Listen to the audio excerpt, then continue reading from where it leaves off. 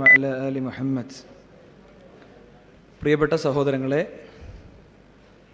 നമ്മുടെ പ്രോഗ്രാമിലെ ഏറ്റവും അവസാനത്തെ വൈജ്ഞാനിക സെഷനിലേക്കാണ് നമ്മൾ പ്രവേശിക്കുന്നത്. നമ്മളെല്ലാവരും ശ്രദ്ധിച്ചതുപോലെ വൈജ്ഞാനികമായ അവതരണങ്ങൾക്കും ബുദ്ധിപരമായ ചോദ്യങ്ങൾക്കുമൊക്കെ ഇടയിൽ നമ്മെ ചിന്തിപ്പിച്ചും നമ്മെ ചിരിപ്പിച്ചും നമ്മെ കരയിപ്പിച്ചുമൊക്കെ വ്യത്യസ്തമായ തലങ്ങളിലും രീതിയിലും നമ്മുടെ മനസ്സിനോട് സംവദിച്ച് പ്രഫ്കോൺ 18ാമത് പ്രഫ്കോൺ നമ്മിൽ നിന്ന് യാത്രക്കൊരുങ്ങി നിൽക്കുന്ന ഈ സന്ദർഭം ഏറെ വൈകാരികമാണ്. ഏറെ വിചാരപൂർവം നമ്മൾ ആ ഒരു നിമിഷങ്ങളിലേക്ക് എത്തിച്ചേരുകയാണ്. അടുത്തൊരു പ്രഫ്കോണിന് എവിടെ വെനിയൊരുങ്ങും എന്നത് ഇതിൻ്റെ ഏറ്റവും താഴെത്തട്ടിലെ ഏറ്റവും ഉന്നതമായ തലങ്ങളിലെ സംഘാടകരെ സംബന്ധിച്ച് പോലും കൃത്യമായ നിർവചനങ്ങൾ ഒരുപക്ഷെ ഉണ്ടായിക്കൊള്ളണമെന്നില്ല. ഇവിടെ നാം ഇരിക്കുന്ന ഈ സീറ്റും ഈ സദസ്സും ഇതേപോലെ മറ്റൊരു പ്രഫ്കോണിന് വേദിയായി മാറുമ്പോൾ അവിടെ നാം ഇരിക്കുമോ എന്നറിയില്ല. എന്താണെങ്കിലും അത്തരം ഒരു സസ്പെൻസ് നമ്മുടെ ലൈഫ് നിലനിർത്തുന്നുണ്ട്. അതുകൊണ്ട് തന്നെ ആ ഒരു ജീവിത തലത്തിലേക്ക് എത്തുമ്പോൾ നമുക്ക് ഉപകാരപ്പെടേണ്ട ആശയപരമായ ചർച്ചയിലേക്കാണ് പ്രഫ്കോണിൻ്റെ വേദി കടന്നെത്തുന്നത്. നിങ്ങൾക്ക് കൃത്യമായും വളരെ മനസ്സിൽ ഏത് രീതിയിലാണോ ചോദ്യമുള്ളത് ആ രീതിയിലും ചോദിക്കാനുള്ള അവസരമുണ്ട്. അതോടൊപ്പം ഇന്നലെ അനുവദിച്ചതുപോലെ തന്നെ എണീറ്റ് നിന്ന് ചോദിച്ച് കാര്യങ്ങൾ പരിഹരിച്ച് പോകാൻ ബുദ്ധിമുട്ടുള്ളവർക്ക് ചോദ്യങ്ങൾ എഴുതി കൊടുക്കുകയും ചെയ്യാം. ഈ ഫേസ് ടു ഫേസിൻ്റെ ഒരു അതിർവരമ്പായി നമ്മൾ നിശ്ചയിച്ചിട്ടുള്ളത്, അല്ലെങ്കിൽ വിഷയത്തിൻ്റെ ഒരു തലമായി നമ്മൾ നിശ്ചയിച്ചിട്ടുള്ളത്, കേരളത്തിൽ മുസ്ലിം സമൂഹത്തിൻ്റെ ഇടയിൽ കാലങ്ങളായി തർക്കത്തിൽ നിലനിൽക്കുന്ന വിവാദങ്ങൾക്കും അതേപോലെ തന്നെ വിമർശനങ്ങൾക്കും വിധേയമായ എല്ലാ തലത്തിലുമുള്ള വിഷയങ്ങൾ, അള്ളാഹു അല്ലാത്തവരോടുള്ള പ്രാർത്ഥന, അതല്ലെങ്കിൽ വിശ്വാസ ആചാരരംഗത്തെ വിഷയങ്ങൾ, അതല്ലെങ്കിൽ മുസ്ലിം സമൂഹം ഓരോ കാലത്തും അവരഭിമുഖീകരിക്കുന്ന കാര്യങ്ങൾ, ഇത് നമുക്ക് ഉത്തരം പറയാൻ വേണ്ടി മികച്ച ഫാക്കൽറ്റിയാണ് ഇവിടെ എത്തിച്ചേർന്നിട്ടുള്ളത്. ചോദിക്കുന്ന എല്ലാ ചോദ്യങ്ങൾക്കും കൃത്യമായി ഇവിടെ തന്നെ ഉത്തരം പറയും എന്ന അഹംഭാവത്തോടെയോ അഹംബോധത്തോടു കൂടെയോ അല്ല നമ്മൾ ഇത്തരം സെഷനുകളൊന്നും കൈകാര്യം ചെയ്യാറുള്ളത്. എന്നാൽ വിശദീകരിക്കാവുന്ന വിവരിക്കാവുന്ന കാര്യങ്ങൾ സമയത്തിൻ്റെ പരിധിയിലും പരിമിതിയിലും നിന്നുകൊണ്ട് പഠിക്കാനും പഠിപ്പിക്കാനുമുള്ള ശ്രമമാണ്. അതുകൊണ്ട് നമ്മുടെ മനസ്സിൽ കെട്ടി നിൽക്കുന്ന ചോദ്യങ്ങൾ, ഒരുപക്ഷെ നമ്മൾ കടന്നു വരുന്ന കുടുംബ പശ്ചാത്തലം, ഇവിടെ പലരുമായും പരിചയപ്പെട്ടപ്പോൾ നേരിട്ട് സംസാരിച്ചപ്പോഴൊക്കെ മനസ്സിലാക്കിയതുപോലെ മുജാഹിദ് പ്രസ്ഥാനം എന്ന ആശയ കൂട്ടായ്മയുടെ പുറത്താണ് ഇതിലെ മഹാഭൂരിപക്ഷം വരുന്ന എൻ്റെ സുഹൃത്തുക്കളും. പലപ്പോഴും MSMനോടും മുജാഹിദ് പ്രസ്ഥാനത്തോടുമൊക്കെ ആശയതലത്തിലുള്ള വിമർശനങ്ങളും നമുക്ക് പഠിക്കാനുള്ള കാര്യങ്ങളും ചോദ്യങ്ങളും സംശയങ്ങളും ഒക്കെ ഉണ്ട്. അത്തരം സംശയങ്ങളുടെയും ചോദ്യങ്ങളുടെയും സമയമായി സന്ദർഭമായി ഇതിനെ കാണുക. ഇവിടെ ഈ വേദിയിൽ അണിനിരക്കുന്നത് ബഹുമാനനായ അബ്ദുൽ ജബ്ബാർ അബ്ദുള്ള അൽ മദീനി, മദീന ഇസ്ലാമിക് യൂണിവേഴ്സിറ്റിയിൽ നിന്നും പഠനം പൂർത്തിയാക്കി ഇപ്പോൾ വിദേശ രാഷ്ട്രങ്ങളിൽ സൗദി അറേബ്യയിൽ ദമാമിൽ മലയാളികൾക്കിടയിലെ പ്രബോധന പ്രവർത്തനങ്ങളിൽ ഇടപെട്ടുകൊണ്ടിരിക്കുന്ന വ്യക്തിത്വമാണ് അദ്ദേഹം. ജാമിയ അൽ ഹിന്ദ് അൽ ഇസ്ലാമിയ എന്ന മുജാഹിദ് പ്രസ്ഥാനത്തിൻ്റെ ഈ അടുത്ത കാലത്ത് ഉദിച്ചുയർന്നു വന്ന പുതിയ സ്ഥാപന സമുച്ചയങ്ങളുടെ നേതൃനിരയിൽ നിൽക്കുന്ന ബഹുമാനനായ ഫൈസൽ മൗലവി പുതുപ്പറമ്പ്, അദ്ദേഹമാണ് ഈ സെഷനിൽ പങ്കെടുക്കുന്ന രണ്ടാമത്തെ വ്യക്തിത്വം. അതേപോലെ ബഹുമാനനായ ഷമീർ മദീനി, ഹംസ മദീനി, ഫضലുൽ ഹഖ് ഉമരി തുടങ്ങിയ ഈ രംഗത്തെ പ്രഗത്ഭമതികൾ നമ്മുടെ ചോദ്യങ്ങൾക്ക് ഉത്തരം ചെയ്യാൻ വേണ്ടി കാത്തു നിൽക്കുന്നുണ്ട്. നിങ്ങൾക്ക് മൈക്രോഫോൺ ലഭ്യമാണ്. ചോദ്യങ്ങളുമായി നിങ്ങൾക്ക് കടന്നു വരാം. നേരിട്ട് ചോദ്യത്തിലേക്ക് നമ്മൾ പ്രവേശിക്കുകയാണ്. ആമുഖങ്ങൾക്കും വിശദീകരണങ്ങൾക്കും സമയം നഷ്ടപ്പെടുത്താതെ നേരിട്ട് ചോദ്യങ്ങളിലേക്ക് കടക്കുകയാണ്. ചോദ്യം ഇന്നലെ നമ്മൾ ധാർമ്മികതയുമായി ബന്ധപ്പെട്ട വിഷയം നിശ്ചയിച്ചപ്പോൾ അതിൻ്റെ അതിർത്തിയിൽ നിന്നുകൊണ്ട് ചോദിച്ചതുപോലെ ഈ വിഷയത്തിലും നമ്മൾ നിശ്ചയിച്ചിരിക്കുന്ന ആശയ തലമാണ്, ആദർശ തലമാണ്, ഐഡിയോളജിക്കൽ തലമാണ്. അതിൽ നിന്നുകൊണ്ട് ചോദ്യങ്ങൾക്ക് വേണ്ടി ശ്രമിക്കണം എന്ന് ഉണർത്തുകയാണ്. അസ്സലാമു അലൈക്കും. ഒന്നാമത്തെ ചോദ്യം, മൈക്ക് പോയിന്റ്സ് ഏറ്റവും മുന്നിൽ. മൈക്ക് അങ്ങോട്ട് ഹാൻഡ് ഓവർ ചെയ്തോളൂ. വീഡിയോ സെഷൻ പ്രശ്നമല്ല. അസ്സലാമു അലൈക്കും. എൻ്റെ പേര് ഉമർ. നൂറുൽ ഇസ്ലാം കോളേജിൽ നിന്ന് വരുന്നു. എൻ്റെ സംശയം എന്താണെന്ന് വെച്ചാൽ, ഇപ്പോൾ സംവാദത്തിലൊക്കെ ഒരു കളിയാക്കണ രീതിയിലുള്ളൊരു ഇടപെടലുണ്ടാകാറുണ്ട്. അതിപ്പോൾ കളിയാക്കണ രീതിയിലുള്ളൊരു ഇടപെടലുണ്ടാകാറുണ്ട് ഇപ്പോൾ സംവാദത്തിലൊക്കെ. അതിനെപ്പറ്റി ഒന്ന് പറഞ്ഞു.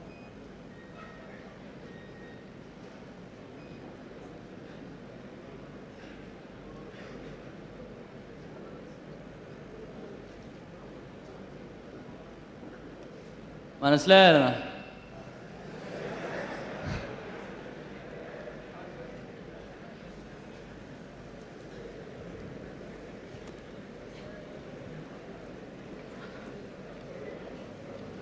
അസ്സലാമു അലൈക്കും. ബിസ്മില്ലാഹി വൽഹംദുലില്ലാഹ് സ്വലാത്തു വസ്സലാമു അലാ റസൂലില്ലാഹ്.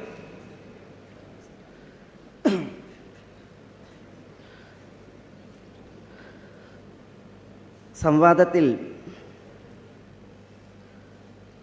കളിയാക്കുന്ന രീതിയിൽ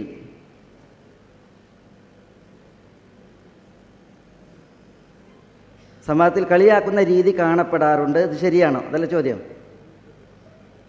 അതല്ലേ?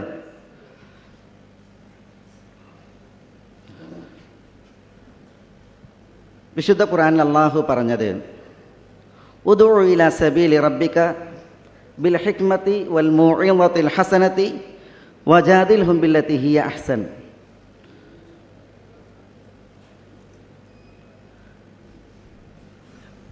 ഹിക്മത്തോടുകൂടി, അതേപോലെ സതുപദേശത്തോടുകൂടി റബ്ബിൻ്റെ മാർഗത്തിലേക്ക് ക്ഷണിക്കുവാനും പ്രബോധനം നടത്തുവാനും. വജാദിൽഹും ബില്ലതി ഹിയ അഹ്സൻ, ക്ഷണിക്കപ്പെടുന്നവരോട് ഏറ്റവും നല്ല രീതിയിൽ മുജാദല നടത്തുവാൻ, സംവാദം നടത്തുവാൻ അള്ളാഹു ഇവിടെ കൽപ്പിക്കുകയാണ്. അപ്പോൾ സംവാദത്തിൻ്റെ അടിസ്ഥാനം അത് ഏറ്റവും നല്ല രീതിയിൽ ആയിരിക്കണം എന്നുള്ളതാണ്. വലാ തുജാദിലു അഹ്ലൽ കിതാബ് ഇല്ലാ ബില്ലതി ഹിയ അഹ്സൻ. വേദക്കാരോട് നിങ്ങൾ സംവാദം നടത്തുമ്പോൾ, വാദപ്രതിവാദം നടത്തുമ്പോൾ ഏറ്റവും നല്ല നിലക്കല്ലാതെ വാദപ്രതിവാദം നടത്തരുത് എന്ന് അള്ളാഹു മറ്റൊരിടത്ത് വിശുദ്ധ ഖുർആനിൽ പറയും. അതാണ് സംവാദത്തിൽ നമ്മൾ ശ്രദ്ധിക്കേണ്ട. ഏറ്റവും നല്ല നിലക്കായിരിക്കണം നമ്മുടെ അവതരണവും. സംവാദത്തിൽ നമ്മളുടെ പ്രതിപാദനവും നമ്മുടെ പ്രതികരണവും.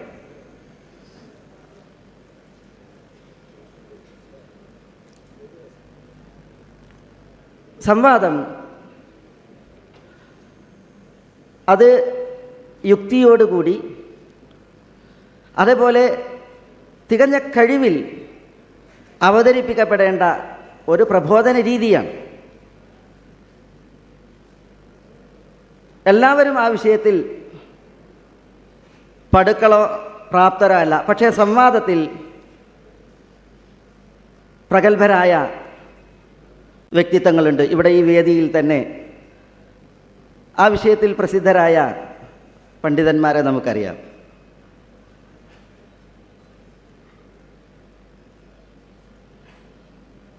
ചിലപ്പോൾ സംവാദം ചില യുക്തിയിൽ പ്രേക്ഷകരെ കീഴടക്കുന്ന രീതിയിൽ പൂർവികർ ഉപയോഗിച്ചിട്ട് നടത്തിയിട്ടുണ്ട്.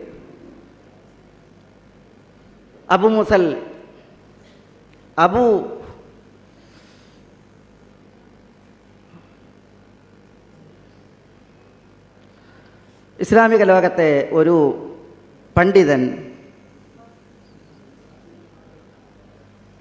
ക്രൈസ്തവരുമായി നടത്തിയ ഒരു സംവാദം ഇവിടെ ശ്രദ്ധേയാണ്. അനുസ്മരിക്കൽ ആവശ്യമെന്ന് തോന്നുകയാണ്.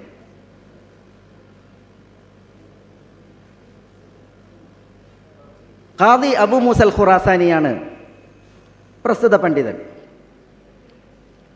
ക്രൈസ്തവർ വന്നു, മുസ്ലിമീങ്ങളും വന്നു. സംവാദത്തിനുള്ള വേദി ഒരുങ്ങി. സംവാദത്തിൽ സംബന്ധിക്കേണ്ട ക്രൈസ്തവ പണ്ഡിതർ സ്ഥലത്തെത്തി. അവരിലെ പുരോഹിതൻ സംവാദത്തിന് തയ്യാറായിട്ടുണ്ട്. അബു മൂസൽ അശ്അരി വന്നു, അൽ ഖുറാസാനി വന്നു. അദ്ദേഹമാണ് മുസ്ലിമീങ്ങളെ പ്രതിനിധീകരിച്ചിട്ട് സംബോധന ചെയ്യേണ്ടത്. അദ്ദേഹം പുരോഹിതൻ്റെ അടുത്ത് ചെന്ന് എല്ലാവരും കേൾക്കെ അദ്ദേഹത്തിൻ്റെ അവസ്ഥ ചോദിച്ചു. അദ്ദേഹത്തിൻ്റെ സുഖവിവരങ്ങൾ അന്വേഷിച്ചു. അദ്ദേഹത്തിൻ്റെ ഭാര്യ, മക്കൾ, ഇവരുടെ അവസ്ഥ ചോദിച്ചു. അപ്പോൾ ക്രൈസ്തവർ ആശ്ചര്യം കൂറി. ഞങ്ങളുടെ അച്ഛനാണ്, അദ്ദേഹത്തിന് ഭാര്യ ഉണ്ടാവില്ല, അദ്ദേഹത്തിന് സന്തതികൾ ഉണ്ടാവില്ല, പിന്നെ എങ്ങനെയാണ് ഭാര്യയുടെയും സന്തതിയുടെയും അവസ്ഥ ചോദിക്കുക എന്ന് പറഞ്ഞ് ക്രൈസ്തവർ ഒച്ച വെച്ചപ്പോൾ അബു മൂസൽ ഖുറാസാനി പറഞ്ഞു, നിങ്ങളുടെ അച്ഛന്, പുരോഹിതന് ഭാര്യ ഉണ്ടാകുന്നത് നിങ്ങൾക്ക് സമ്മതമല്ല, ആ പുരോഹിതന് മക്കളുണ്ടാകുന്നത് നിങ്ങൾക്ക് സമ്മതമല്ല. സൃഷ്ടികർത്താവായ അള്ളാഹു ദൈവം അവന് ഭാര്യയുണ്ട്, അവന് മക്കളുണ്ട് എന്ന് പറയുന്നതിൽ നിങ്ങൾക്ക് യാതൊരു സങ്കോചവുമില്ലേ എന്ന് ചോദിച്ചതോടുകൂടി അവർ ഉത്തരം മുട്ടുകയും മുസ്ലിമീങ്ങൾ തക്ബീർ മുഴക്കുകയും സംവാദം അതോടുകൂടി പിരിയുകയുമുണ്ടായി എന്ന്. ഇതൊരു സംവാദത്തിലെ ഒരു രീതി പൂർവികരിൽ നിന്ന് ഉദ്ധരിക്കപ്പെട്ടതാണ്. ഇത്തരം പ്രയോഗങ്ങൾ സംവാദങ്ങളിൽ യുക്തിപൂർണമാണ്. എന്നാൽ തൻ്റെ പ്രതിയോഗിയെ ഒതുക്കുക, അരിക്കാക്കുക എന്നതിൽ അനുചിതമല്ലാത്ത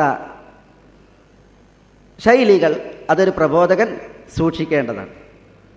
ഇസ്ലാമിക ലോകത്തെ ഒരു പണ്ഡിതൻ ഒരു നിയമരൂപത്തിൽ സംവാദ വ്യവസ്ഥകളെ പറഞ്ഞത്, ലാ തുഫ്നി ഉംറക ഫിൽ ജിദാലി മുഖാസിമൻ ഇന്നൽ ജിദാല യുഖില്ലു ബിൽ അദിയാനി വൈദ തുരിർത ഇലൽ ജിദാലി വലം തജിദ് ലക മഹ്റബൻ വതലാഖത്തി സഫാനി ഫജ്അൽ കിതാബല്ലാഹി ദിർഅൻ സാബിഗൻ വശറഅ സൈഫക വബ്ദു ബിൽ മൈദാനി വസുന്നത്തൽ ബൈദാഅ ദൂനക ജുന്നതൻ വർക്കബ് ജവാദൽ അസ്മി ഫിൽ ജവലാനി എന്നിങ്ങനെയാണ്. ലാ തുഫ്നി ഉംറക ഫിൽ ജിദാലി മുഖാസിമൻ, ഒരു കുതർക്കിയായിട്ട് നീ വാദപ്രതിവാദത്തിൽ കാലം കഴിക്കരുത്. പക്ഷേ വൈദത്തുരിർത ഇലൽ ജിദാൽ വലം തജിദ് ലക മഹ്റബൻ വതലാഖത്തി സഫാനി, വാദപ്രതിവാദം നടത്തേണ്ട, സംവാദം നടത്തേണ്ട ഒരു അനിവാര്യ ഘട്ടമുണ്ടായാൽ സംവാദം ഒഴിവാക്കാനും പാടില്ല. രണ്ടണികൾ ഒത്തുചേർന്നാൽ സംവാദം നടത്തേണ്ടത് ആവശ്യമാണ്. എന്താ വേണ്ടത്? ഫജ്അൽ കിതാബല്ലാഹ് ദിർഅൻ സാബിഗൻ, സംവാദത്തിൽ രണ്ട് ചേരി കണ്ടുമുട്ടുമ്പോൾ അതൊരു ഏറ്റുമുട്ടലാണ്. ഏറ്റുമുട്ടലിൽ ഏറ്റുമുട്ടുന്നവന് അങ്കി വേണം. അത് നീ വിശുദ്ധ ഖുർആനാക്കിക്കോ. വർക്കബ് ജവാദൽ അസ്മി ഫിൽ ജവലാനി, മനക്കരുത്താകുന്ന കുതിരപ്പുറത്ത് കയറിയിട്ട് നീ പോരടിച്ചോ. വസുന്നത്തൽ ബൈദാഅ ദൂനക ജുന്നതൻ, തിരുചര്യകൾ, സുന്നത്തുകളെ നീ നിന്റെ പരിചയാക്കി പിടിച്ചോ. വശറഅ സൈഫക വബ്ദു ഫിൽ മൈദാനി, മതമാകുന്ന വാള് ഊരിപ്പിടിച്ച് നീ അടർക്കളത്തിലേക്ക് ഇറങ്ങിക്കോ എന്നാണ്. അപ്പോൾ മനക്കരുത്താകുന്ന കുതിരപ്പുറത്ത് മതമാകുന്ന വാൾ ഉപയോഗിച്ച്, സുന്നത്താകുന്ന പരിചയം ഉപയോഗിച്ച്, വിശുദ്ധ ഖുർആനാകുന്ന അങ്കി അണിഞ്ഞ് സംവാദം നടത്താനാണ് സലഫി പണ്ഡിതനായ അബു അബ്ദുള്ള അൽ അന്ദുലിസി റഹ്മത്തുള്ളാഹി അലൈഹി അദ്ദേഹത്തിൻ്റെ നൂനിയയിൽ ഒരു നിയമമായി സംവാദത്തിൽ ഏതാനും കാര്യങ്ങൾ നമ്മൾ പഠിപ്പിച്ചത്. ഈ ഒരു മറുപടിയാണ് ആ വിഷയത്തിൽ എനിക്കറിയുന്നത്. അല്ലാഹു ആലം. എൻ്റെ സഹോദരങ്ങൾക്ക് ആ വിഷയത്തിൽ വല്ലതുണ്ടെങ്കിൽ ഉണർത്താവുന്നതാണ്. ഫൈസൽ മൗലവി ഏതാനും ചില വാചകങ്ങൾ ആഡ് ചെയ്യും.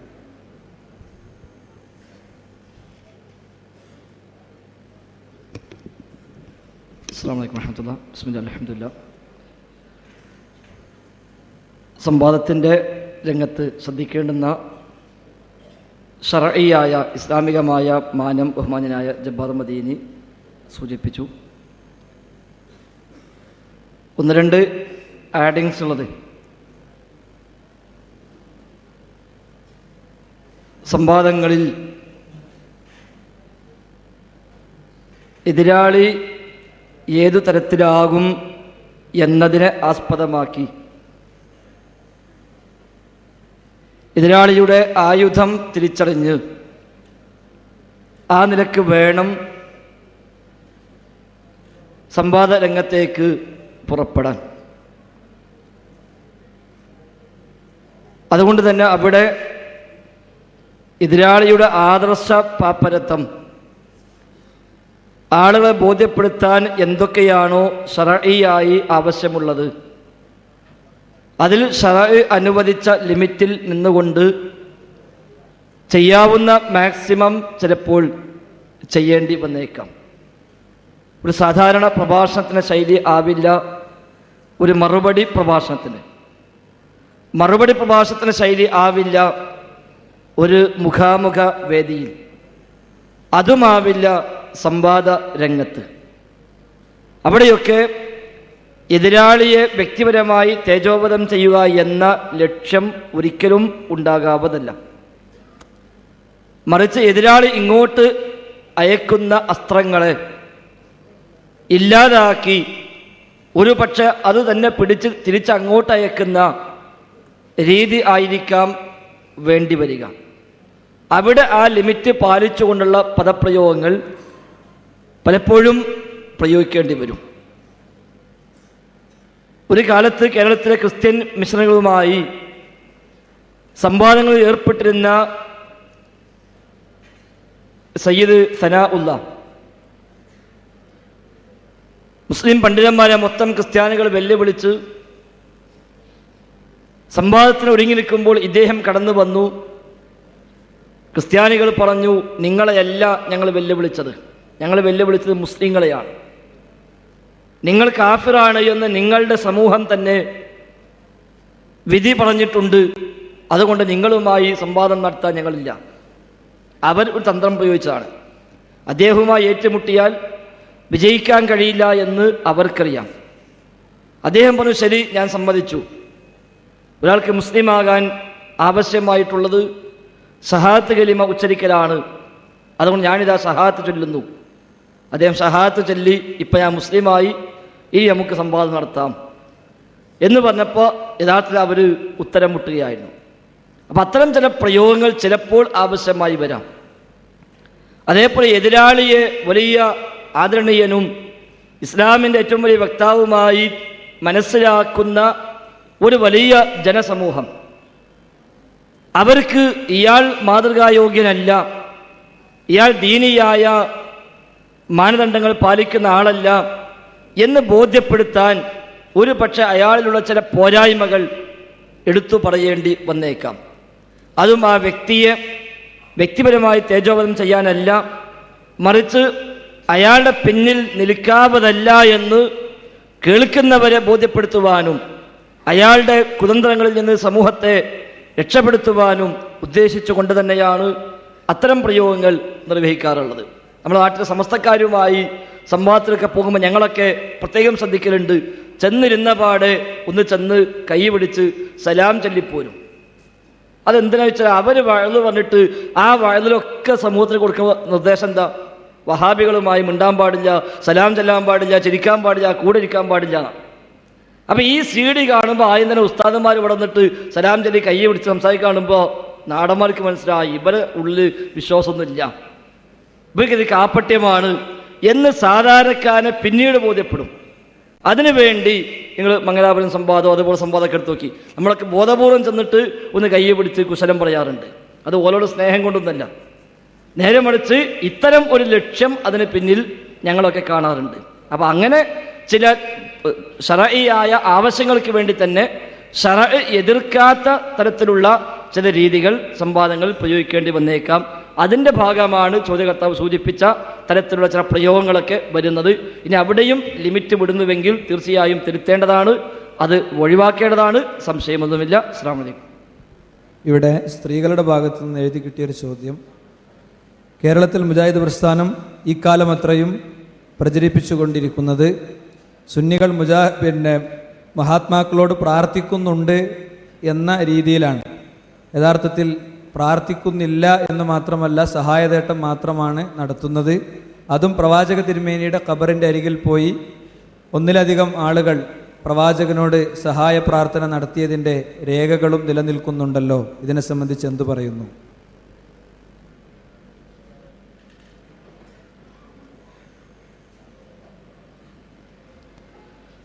പരിശുദ്ധ ഇസ്ലാമിൻ്റെ അധ്യാപന പ്രകാരം പ്രാർത്ഥന എന്നത് ആരാധനയുടെ ഏറ്റവും മുഖ്യമായ ഭാഗമാണ്. അത് റഹ്മാനായ റബ്ബിനോട് മാത്രം നിർവഹിക്കപ്പെടേണ്ടതുമാണ്. എന്നാൽ പിന്നീട് ഇസ്ലാമിൻ്റെ പേരിൽ രംഗത്ത് വന്ന സൂഫിസം, അവർ സമൂഹത്തിൽ പ്രചരിപ്പിച്ച തെറ്റായ ശിർക്കായ രീതിയായിരുന്നു അല്ലാഹു അല്ലാത്തവരോട്, വിശിഷ്യ പ്രവാചകന്മാർ, മഹാന്മാർ തുടങ്ങിയവരോട് പ്രാർത്ഥിക്കുക എന്നത്. അതിന് വിശുദ്ധ ഖുർആനിലോ സുന്നത്തിലോ ന്യായം കണ്ടെത്താൻ കഴിയാതെ വന്നപ്പോൾ അവർ പറഞ്ഞ മറ്റൊരു ദുർന്യായമായിരുന്നു, ഞങ്ങൾ പ്രാർത്ഥിക്കുന്നില്ല, സഹായം ചോദിക്കുക മാത്രമാണ് ചെയ്യുന്നത് എന്ന്. യഥാർത്ഥത്തിൽ ഏതു പ്രാർത്ഥനയിലും ഒരു സഹായാഭ്യർത്ഥന ഉണ്ട്. ഏത് പ്രാർത്ഥനയിലും ഒരു സഹായാഭ്യർത്ഥനയുണ്ട്. പ്രാർത്ഥനയെല്ലാം സഹായാഭ്യർത്ഥനയാണ്. എന്നാൽ എല്ലാ സഹായാഭ്യർത്ഥനയും പ്രാർത്ഥനയാകണം എന്നില്ല. അതുകൊണ്ട് പ്രാർത്ഥന അല്ലാത്ത സഹായാർത്ഥന ഉണ്ട് എന്ന യാഥാർത്ഥ്യത്തിൻ്റെ മറവിലാണ് പ്രാർത്ഥന എന്ന സഹായാർത്ഥന മഹാന്മാരോട് നിർവഹിക്കുകയും പിടികൂടപ്പെടുമ്പോൾ ഞങ്ങൾ പ്രാർത്ഥിക്കുന്നില്ല, സഹായമർത്ഥിക്കുന്നേയുള്ളൂ എന്ന ന്യായം പറയുകയും ചെയ്യുന്നത്. യഥാർത്ഥത്തിൽ റസൂലുള്ളാഹി സ്വല്ലല്ലാഹു അലൈഹി വസല്ലമയോ അവിടുന്ന് മതം പഠിച്ച സ്വഹാബിമാരോ അവരാരും തന്നെ ജീവിതത്തിൽ ഒരിക്കലും ഒരു പ്രതിസന്ധി ഘട്ടത്തിലും പ്രവാചകരുടെ ഖബറിങ്കൽ വന്നോ അല്ലാതെയോ ദുആ എന്ന അർത്ഥത്തിൽ വരുന്ന സഹായാർത്ഥനകൾ നിർവഹിച്ചിട്ടില്ല എന്ന കാര്യത്തിൽ ഒരു സംശയവും ഇല്ല. അത്തരം സഹായാർത്ഥനകൾ അവരൊക്കെയും നിർവഹിച്ചത് അള്ളാഹുവിനോട് മാത്രം. ഇയ്യാക നഅ്ബുദു വ ഇയ്യാക നസ്തഈൻ, അള്ളാഹുവേ നിന്നെ മാത്രം ഞങ്ങൾ ആരാധിക്കുന്നു, വ ഇയ്യാക നസ്തഈൻ നിന്നോട് മാത്രം ഞങ്ങൾ സഹായമർത്ഥിക്കുകയും ചെയ്യുന്നു. ആ സഹായാർത്ഥന നമ്മൾ പരസ്പരം നിർവഹിക്കുന്ന സാമ്പത്തികമായ സഹായങ്ങൾക്കോ മറ്റോ ഒക്കെയുള്ള പരസ്പരമുള്ള ചോദ്യങ്ങളല്ല ഉദ്ദേശിച്ചത് എന്ന് വ്യക്തമാണ്. മറിച്ച് അവിടെ ഉദ്ദേശം പ്രാർത്ഥനയാണ്. അഭൗതികമായ മാർഗത്തിലെ, അദൃശ്യ മാർഗത്തിലെ തേട്ടങ്ങളാണ്, ദുആ ആണ്. അത് റബ്ബിനോടെ ആകാവൂ. എന്നാൽ നമ്മുടെ നാടുകളിൽ ദർഗകളിലൂടെ, മാനപ്പാട്ടിലൂടെ, മൗലിദ് കിതാബിലൂടെ അല്ലാഹു അല്ലാത്തവരെ വിളിച്ചു പ്രാർത്ഥിക്കുന്ന ശൈലികൾ ധാരാളമായി കാണാൻ സാധിക്കുന്നു. ഉദാഹരണമായി നമ്മുടെ നാട്ടിൽ പാരായണം ചെയ്യപ്പെടുന്ന ഒന്നാണ് ഷറഫ് അനാ മൗലിദ്. അതിലെ അഷ്നഖ ബൈത്ത് എന്ന ഒരു ബൈത്തുണ്ട്. അതിൻ്റെ 11ാമത്തെ വരിയിൽ പ്രവാചകനെ വിളിച്ചുകൊണ്ട് അഭിസംബോധന ചെയ്തുകൊണ്ട് പറയുന്ന ആശയം എന്താണ്? അബ്ദുക്കൽ മിസ്കീനു യർജു ഫദ്ലക്കൽ ജമ്മൽ ഗഫീർ ഫീക ഖദ് അഹ്സൻതു ലന്നി യാ ബശീറു യാ നദീർ ഫഅഗ്ഫ്നി വഅജിർനി യാ മുജീറു മിനസ് സഈർ യാ ഗിയാസി യാ മലാദി ഫീ മുലിമ്മാത്തിൽ ഉമൂർ. പ്രവാചകനെ വിളിച്ചുകൊണ്ട് പറയുന്നു, നബിയെ, അബ്ദുക്കൽ മിസ്കീനു യർജു, അങ്ങയുടെ മിസ്കീനായ സാധുവായ അടിമ അങ്ങയുടെ ഔദാര്യം ആഗ്രഹിക്കുന്നു നബിയെ. പ്രവാചക അടിമ എന്ന് പറയുകയും പ്രവാചകയുടെ ഔദാര്യം ആഗ്രഹിക്കുകയും ചെയ്യുന്നു എന്ന് പറഞ്ഞിട്ട് ശേഷം പറയുന്നത് ഫഅഗ്ഫ്നി വഅജിർനി യാ മുജീറു മിനസ് സഈർ. അതിനാൽ റസൂലേ, അങ്ങെന്നെ സഹായിക്കണേ, അങ്ങനെക്ക് രക്ഷ നൽകണേ.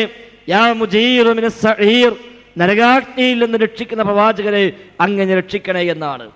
അതേപോലെ മഹാനായ മുഹീദ്ദീൻ ശൈഖ് റഹിമഹുല്ലാ അദ്ദേഹത്തെ വിളിച്ചു പ്രാർത്ഥിക്കാനായി രചിക്കപ്പെട്ട പാട്ടാണ് കുത്തുബിയ്യത്ത്. തമിഴ്നാട്ടിലെ കീഴക്കര സ്വദേശിയായ സദഖത്തുല്ലാഹിൽ കാഹിലി എന്നൊരു മുസ്ലിയാർ 300 കൊല്ലം മുമ്പ് എഴുതിയ കുത്തുബിയ്യത്ത് എന്ന പാട്ടിൽ മുഹീദ്ദീൻ ശൈഖ് എന്ന മഹാനായ പ്രബോധകനെ വിളിച്ചു തേടുന്ന, പ്രാർത്ഥിക്കുന്ന ധാരാളം വരികൾ നമുക്ക് കാണാൻ സാധിക്കും. ആ മഹാനോട് ജീവിതത്തിലെ പ്രശ്നങ്ങളും പ്രയാസങ്ങളുമെല്ലാം ഇറക്കി വെക്കുന്ന, അതിന് പരിഹാരം തേടുന്ന ആ ശൈഖിനെ വിളിച്ചു പ്രാർത്ഥിക്കുന്ന വരികളാണ് നമുക്കവിടെ കാണാൻ സാധിക്കുന്നത്. അതിൽ മാത്രമല്ല, സമാനമായി രചിക്കപ്പെട്ട ഏതെല്ലാം പദ്യങ്ങളും ഗദ്യങ്ങളുമായ ഈ ഗണത്തിൽ വരുന്നവയുണ്ടോ അവിടെയെല്ലാം അത് ആരുടെ പേരിലാണ് രചിക്കപ്പെട്ടത് അവരെ വിളിച്ചു പ്രാർത്ഥിക്കുന്ന ശൈലികൾ തന്നെയാണ് കാണാൻ സാധിക്കുന്നത്. എന്നാൽ ഈ രീതികൾ പ്രവാചകർക്ക് പരിചയമില്ല, സ്വഹാബത്തിന് പരിചയമില്ല, താബിഉകൾക്ക് പരിചയമില്ല, അഹ്ലുസുന്നയുടെ പണ്ഡിതന്മാർക്കാർക്കും അത് പരിചയമില്ല. അല്ലാഹുവിന്റെ റസൂലിന്റെ പ്രാർത്ഥനകൾ നമുക്ക് ധാരാളമായി ഹദീസ് ഗ്രന്ഥങ്ങളിൽ കാണാൻ കഴിയും. നിത്യജീവിതത്തിൽ പ്രാർത്ഥിക്കാൻ പഠിപ്പിക്കപ്പെട്ട ധാരാളം പ്രാർത്ഥനകൾ കാണാൻ കഴിയും. ആ പ്രാർത്ഥനയിൽ ഒന്നുപോലും അല്ലാഹുവോടല്ലാതെ നിർവഹിക്കാൻ പഠിപ്പിച്ചില്ല. ഹജ്ജിന്റെ വേളയിൽ ഇബ്രാഹിം നബിയും ഇസ്മായിൽ നബിയെയും എല്ലാം സ്മരിച്ചുകൊണ്ടാണല്ലോ ഹജ്ജിന്റെ ഓരോ കർമ്മങ്ങളും ഉള്ളത്. അവിടെയും ഇബ്രാഹിം നബിയെ എന്ന വിളി, ഇസ്മായിൽ നബിയെ എന്ന വിളി, ഹാജറ ബീവിയെ എന്ന വിളി, മുഹമ്മദ് നബിയെ എന്ന വിളി ഇല്ല, കാണാൻ സാധിക്കുന്നില്ല. അള്ളാഹുവിന്റെ കൽപ്പന പ്രകാരം ഹജ്ജിന് വിളംബരം ചെയ്തത് ഇബ്രാഹിം നബിയാണ്. എന്നിട്ട് പോലും ലബ്ബൈക് അല്ലാഹുമ്മ ലബ്ബൈക്, അള്ളാഹുവേ നിന്റെ വിളിക്കുത്തരം ചെയ്തിരിക്കുന്നു എന്ന പ്രഖ്യാപനമാണ്. ഇബ്രാഹിം നബിയെ അങ്ങയുടെ വിളിക്കിടാം ഉത്തരം ചെയ്തിരിക്കുന്നുവെന്നല്ല അവിടെ പ്രഖ്യാപിക്കുന്നത്. സമാനമായ ഏതു ആരാധനാക്രമം എടുത്താലും അവിടെയെല്ലാം ധാരാളം പ്രാർത്ഥനകൾ ഉൾക്കൊള്ളുന്നുണ്ട്. എന്നാൽ ഒന്നുപോലും അല്ലാഹു അല്ലാത്തവരോട് കാണുക സാധ്യമല്ല. സ്വഹാബിമാരുടെ പ്രാർത്ഥനകൾ ധാരാളമായി ഹദീസ് ഗ്രന്ഥങ്ങളിൽ, ചരിത്ര ഗ്രന്ഥങ്ങളിൽ രേഖപ്പെട്ട് കിടക്കുന്നുണ്ട്.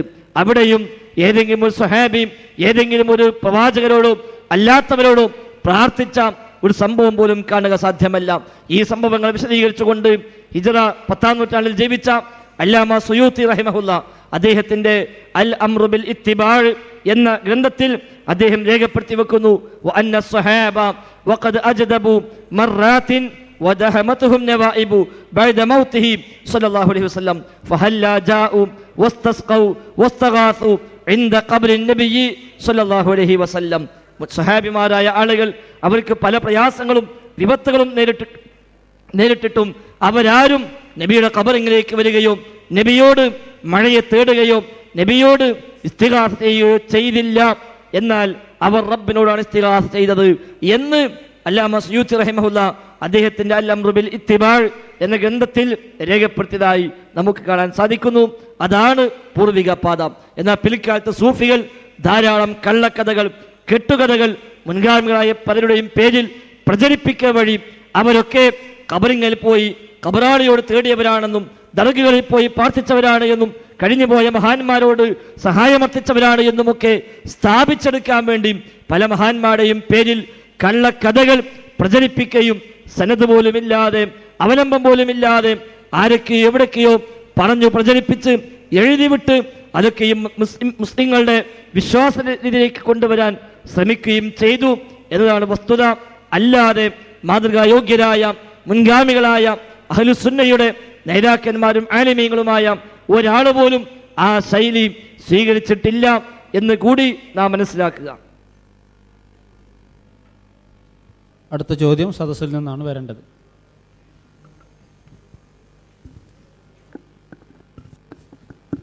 അസ്സലാമു അലൈക്കും. എൻ്റെ പേര് സലീദ്, MBA പഠിക്കുന്നു, പയ്യോളിൽ നിന്നാണ്. ഇസ്ലാമിൽ മഹ്റമില്ലാതെ ഹജ്ജിന് പോലും പോകാൻ അനുവാദമില്ലെന്നിരിക്കെ പിന്നെ എങ്ങനെയാണ് ഒരു ഇസ്ലാമിക സംഘടനയായ MSMന്റെ പ്രോഫ്കോം പോലത്തെ പരിപാടിയിൽ പെൺകുട്ടികൾ 2 ദിവസം താമസിച്ച് പങ്കെടുക്കുന്നത്? ഇസ്ലാമിൽ ലക്ഷ്യം മാത്രം നന്നായാൽ പോരാലോ, മാർഗവും നന്നാവണ്ടേ?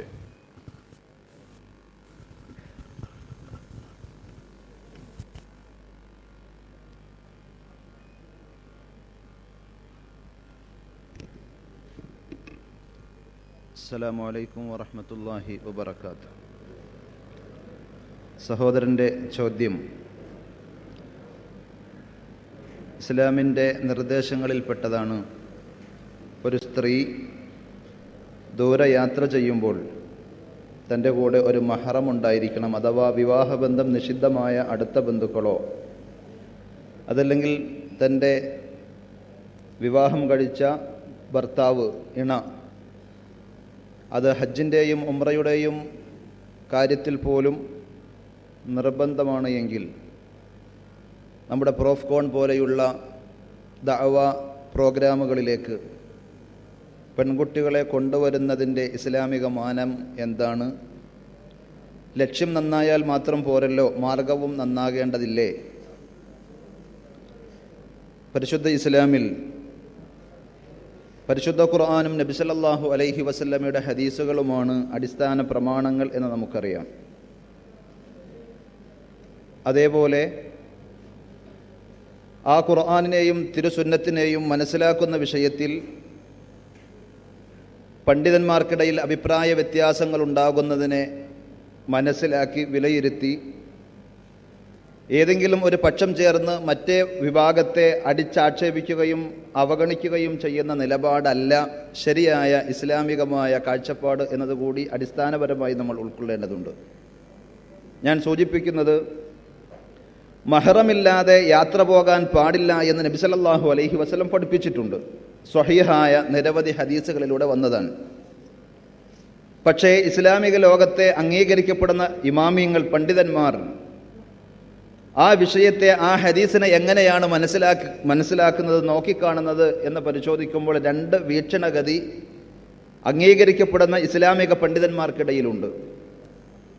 ഒന്ന്, ആ ഹദീസിൻ്റെ പദങ്ങളെ അങ്ങനെ തന്നെ എടുത്ത് ഒരു പുരുഷ സാന്നിധ്യം, വിവാഹബന്ധം നിഷിദ്ധമായ അടുത്ത ബന്ധുവിൻ്റെ ശരീരത്തിൻ്റെ ഒരു സാന്നിധ്യം തന്നെ ഉണ്ടാകണം, ആ രൂപത്തിൽ തന്നെയാണ് ഹദീസിൻ്റെ താല്പര്യം എന്ന് മനസ്സിലാക്കിയ നല്ലൊരു പറ്റം പണ്ഡിതന്മാർ. രണ്ടാമത്തെ വിഭാഗം, ആ ഹദീസിലെ പദങ്ങൾക്കപ്പുറം അതിൻ്റെ ആശയം താല്പര്യപ്പെടുന്നത് സ്ത്രീകളുടെ സുരക്ഷിതത്വമാണ്, അവർക്ക് സ്വസ്ഥമായി സുരക്ഷിതമായി യാത്ര ചെയ്യുവാൻ പറ്റുന്ന സാഹചര്യമുണ്ടോ ഇല്ലയോ എന്നതാണ് പരിഗണിക്കേണ്ടത്. ഒരു പുരുഷൻ്റെ ശരീരത്തിൻ്റെ സാന്നിധ്യമല്ല നബി സല്ലല്ലാഹു അലൈഹി വസല്ലം പറഞ്ഞ വാക്കുകളുടെ ഉദ്ദേശം എന്ന് വിശദീകരിച്ച പണ്ഡിതന്മാരാണ്. രണ്ടുപേരും ഹദീസിനെ നിഷേധിച്ചവരോ അവഗണിച്ചവരോ അതിനെ ചെറുതാക്കി കണ്ടവരോ അല്ല. മനസ്സിലാക്കുന്ന വിഷയത്തിലെ വ്യത്യസ്തങ്ങളായ ആംഗിളുകളാണ്, വ്യൂകളാണ് നമുക്ക് മനസ്സിലാക്കുവാൻ സാധിക്കുന്നത്. മനസ്സിലാക്കുവാൻ ഒരു ലളിത ഉദാഹരണം ഞാൻ പറയാം. ഹദീസുകളിലൂടെ നമ്മൾ കേട്ടിട്ടുള്ള സംഭവം, റസൂലുള്ളാഹി സ്വല്ലല്ലാഹു അലൈഹി വസല്ലം സ്വഹാബത്തിനെ പറഞ്ഞയക്കുമ്പോൾ ബനൂ ഖുറൈളയിൽ എത്തിയിട്ടല്ലാതെ, ജൂതന്മാർ താമസിക്കുന്ന ആ പ്രത്യേകമായ പ്രദേശത്തെത്തിയിട്ടല്ലാതെ നിങ്ങൾ അസ്ർ നമസ്കരിക്കരുത് എന്നൊരു നിർദ്ദേശം നബി സല്ലല്ലാഹു അലൈഹി വസല്ലം നൽകി.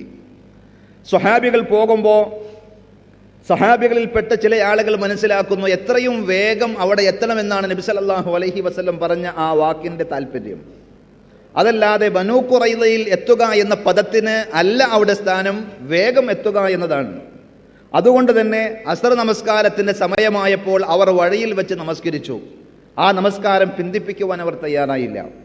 മറ്റൊരു വിഭാഗം മനസ്സിലാക്കിയത്, നബി സല്ലല്ലാഹു അലൈഹി വസല്ലം പറഞ്ഞ പദം അങ്ങനെയല്ലല്ലോ, ബനൂ ഖുറൈളയിൽ എത്തിയിട്ടേ നമസ്കരിക്കുവാൻ പാടുള്ളൂ എന്നല്ലേ, അതുകൊണ്ട് അസറിൻ്റെ സമയം തെറ്റിയാലും ബനൂ ഖുറൈളയിൽ എത്തിയിട്ടേ ഞങ്ങൾ നമസ്കരിക്കുകയുള്ളൂ എന്ന് തീരുമാനിച്ചു. ഈ വിവരം റസൂലുള്ളാഹി സ്വല്ലല്ലാഹു അലൈഹി വസല്ലമയുടെ സാന്നിധ്യത്തിൽ പ്രവാചകന്റെ അടുക്കലേക്ക് പറയുമ്പോൾ ഒരാളെയും നബി സല്ലല്ലാഹു അലൈഹി വസല്ലം ആക്ഷേപിക്കുന്നില്ല. രണ്ടു കൂട്ടരുടെയും ഉദ്ദേശം നല്ലത് തന്നെയാണ്. പ്രവാചകൻ സല്ലല്ലാഹു അലൈഹി വസല്ലമയുടെ വാക്കുകളെ സ്വീകരിക്കുവാനുള്ള ഹൃദയ വിശാലതയും നല്ല മനസ്സും നബി സല്ലല്ലാഹു അലൈഹി വസല്ലം അംഗീകരിച്ചു. രണ്ടു കൂട്ടരെയും ആശ്വസിപ്പിക്കുകയും സന്തോഷപ്പെടുത്തുകയും ചെയ്യുന്ന രീതിയിൽ പ്രതികരിക്കുകയും ചെയ്തു. ഇതേപോലെ നബി സല്ലല്ലാഹു അലൈഹി വസല്ലം പറഞ്ഞ മഹ്റമില്ലാതെ യാത്ര പോകാൻ പാടില്ല എന്ന് പറഞ്ഞ ഹദീസിന്റെ താല്പര്യം, ആ പദങ്ങളെ അങ്ങനെ തന്നെ സ്വീകരിച്ച ഒരു വിഭാഗം പണ്ഡിതന്മാർ, മഹ്റമുണ്ടോ ഇല്ലേ, ഉണ്ടെങ്കിൽ യാത്ര ഹലാൽ അനുവദനീയം, ഏത് നല്ല കാര്യത്തിനാണെങ്കിലും, ഇല്ലെങ്കിൽ ആ യാത്രയുടെ പേരിൽ ഒരു സ്ത്രീക്ക് കുറ്റം കിട്ടും എന്നാണ്. രണ്ടാമത്തെ വിഭാഗം പണ്ഡിതന്മാർ പറഞ്ഞതോ, ഒരു പുരുഷന്റെ സാന്നിധ്യത്തെക്കാൾ ഉപരി അവിടെ സുരക്ഷിതത്വമായ സാഹചര്യമുണ്ടോ എങ്കിൽ അവർക്ക് ആ യാത്ര കുറ്റകരമായ യാത്രയല്ല എന്നാണ്. രണ്ടാമത് പറഞ്ഞ അഭിപ്രായം പറഞ്ഞവർ മോശപ്പെട്ട ആളുകളൊന്നുമല്ല. ഇമാം ഷാഫിഈ റഹ്മത്തുള്ളാഹി അലൈഹി ആ അഭിപ്രായക്കാരനാണ്. ഷെയ്ഖുൽ ഇസ്ലാം ഇബ്നു തൈമിയ്യ റഹ്മത്തുള്ളാഹി അലൈഹി ആ അഭിപ്രായമാണ് വിശദീകരിച്ചിട്ടുള്ളത്. അവരുടെ അഭിപ്രായത്തിന് ഉപോത്ബലകമായ വിശദീകരണങ്ങൾ ഹദീസുകളുടെ അടിസ്ഥാനത്തിൽ തന്നെ അവർ നൽകുന്നുണ്ട്. എന്നാലും പിൽക്കാലക്കാരായ വേറെ ചില പണ്ഡിതന്മാർ പറഞ്ഞത്, നബി സല്ലല്ലാഹു അലൈഹി വസല്ലമയുടെ പദങ്ങൾ നമുക്ക് മനസ്സിലാക്കി തരുന്നത് ആ മഹ്റമിന്റെ സാന്നിധ്യം തന്നെ ഉറപ്പാക്കണമെന്നാണ്. അതുകൊണ്ട് സാന്നിധ്യം ഉണ്ടാകുന്ന ഒരു യാത്ര അതിനാണ് നമ്മൾ പരമാവധി ശ്രമിക്കേണ്ടത്, ശ്രദ്ധിക്കേണ്ടത്. പക്ഷെ ഒരു കാര്യം നമ്മൾ പ്രത്യേകം മനസ്സിലാക്കേണ്ടത്, പ്രോഫ്കോൺ പോലെയുള്ള ഒരു പുതിയ സംരംഭത്തിലേക്ക് ദീനിയായ കാര്യങ്ങൾ മനസ്സിലാക്കുവാൻ മുമ്പ് അവസരങ്ങൾ ലഭിച്ചിട്ടില്ലാത്ത സഹോദരിമാർ അവർ ദീനിയായ കാര്യങ്ങൾ പഠിക്കുകയാണ്. ഇവിടെ അവർ വരുന്നു, കാര്യങ്ങൾ മനസ്സിലാക്കുന്നു. ആ വിഷയത്തിൽ 2 വീക്ഷണങ്ങളും നമ്മൾ അവതരിപ്പിക്കുന്നു. പ്രമാണബദ്ധമായി അവർ പഠിക്കുന്നു, മനസ്സിലാക്കുന്നു. അതിൽ സൂക്ഷ്മമായ അഭിപ്രായം മഹറമിന്റെ സാന്നിധ്യം ഉറപ്പാക്കുക എന്നതാണ്. ആ പണ്ഡിതന്മാരുടെ കൂടെയാണ് തെളിവുകൾ എന്ന് ബോധ്യപ്പെടുന്ന ഏതൊരു സഹോദരിക്കും മഹറമില്ലാതെ പ്രോഫ്കോണിനെന്നല്ല, വിവാഹത്തിനെന്നല്ല, വിനോദയാത്രക്കെന്നല്ല, ഒരു യാത്രക്കും പോകുവാൻ ഞാൻ ഒരുക്കമല്ല എന്ന ഇസ്ലാമിന്റെ കണിശമായ തീരുമാനം പാലിക്കാം. പ്രോഫ്കോണിലേക്ക് പങ്കെടുക്കാൻ വരുന്ന സഹോദരിമാരോട് ആരോടും നമ്മൾ മഹറമില്ലെങ്കിലും നിങ്ങൾ ഈ പരിപാടിയിൽ വന്നേ പറ്റൂ എന്നതിൻ്റെ ഭാരവാഹികളോടോ ഇതിൻ്റെ സഹകാരികളോടോ നിർദ്ദേശിക്കാറില്ല എന്നതും നമ്മൾ ചേർത്ത് വായിക്കേണ്ട സംഗതിയാണ്. അപ്പോൾ ഞാൻ പറഞ്ഞതിൻ്റെ ചുരുക്കം, നബി സല്ലല്ലാഹു അലൈഹി വസല്ലമയുടെ ഹദീസിനെ മനസ്സിലാക്കുന്ന വിഷയത്തിൽ പണ്ഡിതന്മാർക്കിടയിൽ ഉണ്ടായ വീക്ഷണ വ്യത്യാസം, അത് 2 കൂട്ടർക്കും അവരുടേതായ ന്യായങ്ങളുണ്ട്. ഒരു വിഭാഗം ഹദീസിനെ സ്വീകരിച്ചവരും സലഫി ആദർശം ഉൾക്കൊണ്ടവരും പ്രമാണത്തിൻ്റെ വക്താക്കളും, മറ്റു വിഭാഗം ആളുകൾ പ്രമാണങ്ങളെ തള്ളിക്കളഞ്ഞ ആളുകളാണ് എന്ന രീതിയിൽ ചിത്രീകരിക്കുന്നത് അപകടകരമാണ്, നീതിയുക്തമല്ല. മറിച്ച് സത്യസന്ധമായ നമ്മുടെ മനസാക്ഷിയോട് കൂടുതൽ യോജിക്കുന്ന ഒരു നിലപാടും അഭിപ്രായവും നമുക്ക് മറ്റെല്ലാ വിഭാഗീയതകൾക്കും അപ്പുറം സ്വീകരിക്കുന്നതിന് യാതൊരു തടസ്സവുമില്ല. അർഹമുർറാഹിമീനായ റബ്ബ് ഏറ്റവും ഹക്കായതിലേക്ക് എല്ലാ വിഷയത്തിലും നമ്മെ എത്തിക്കുമാറാകട്ടെ. അസ്സലാമു അലൈക്കും വറഹ്മത്തുള്ളാഹി.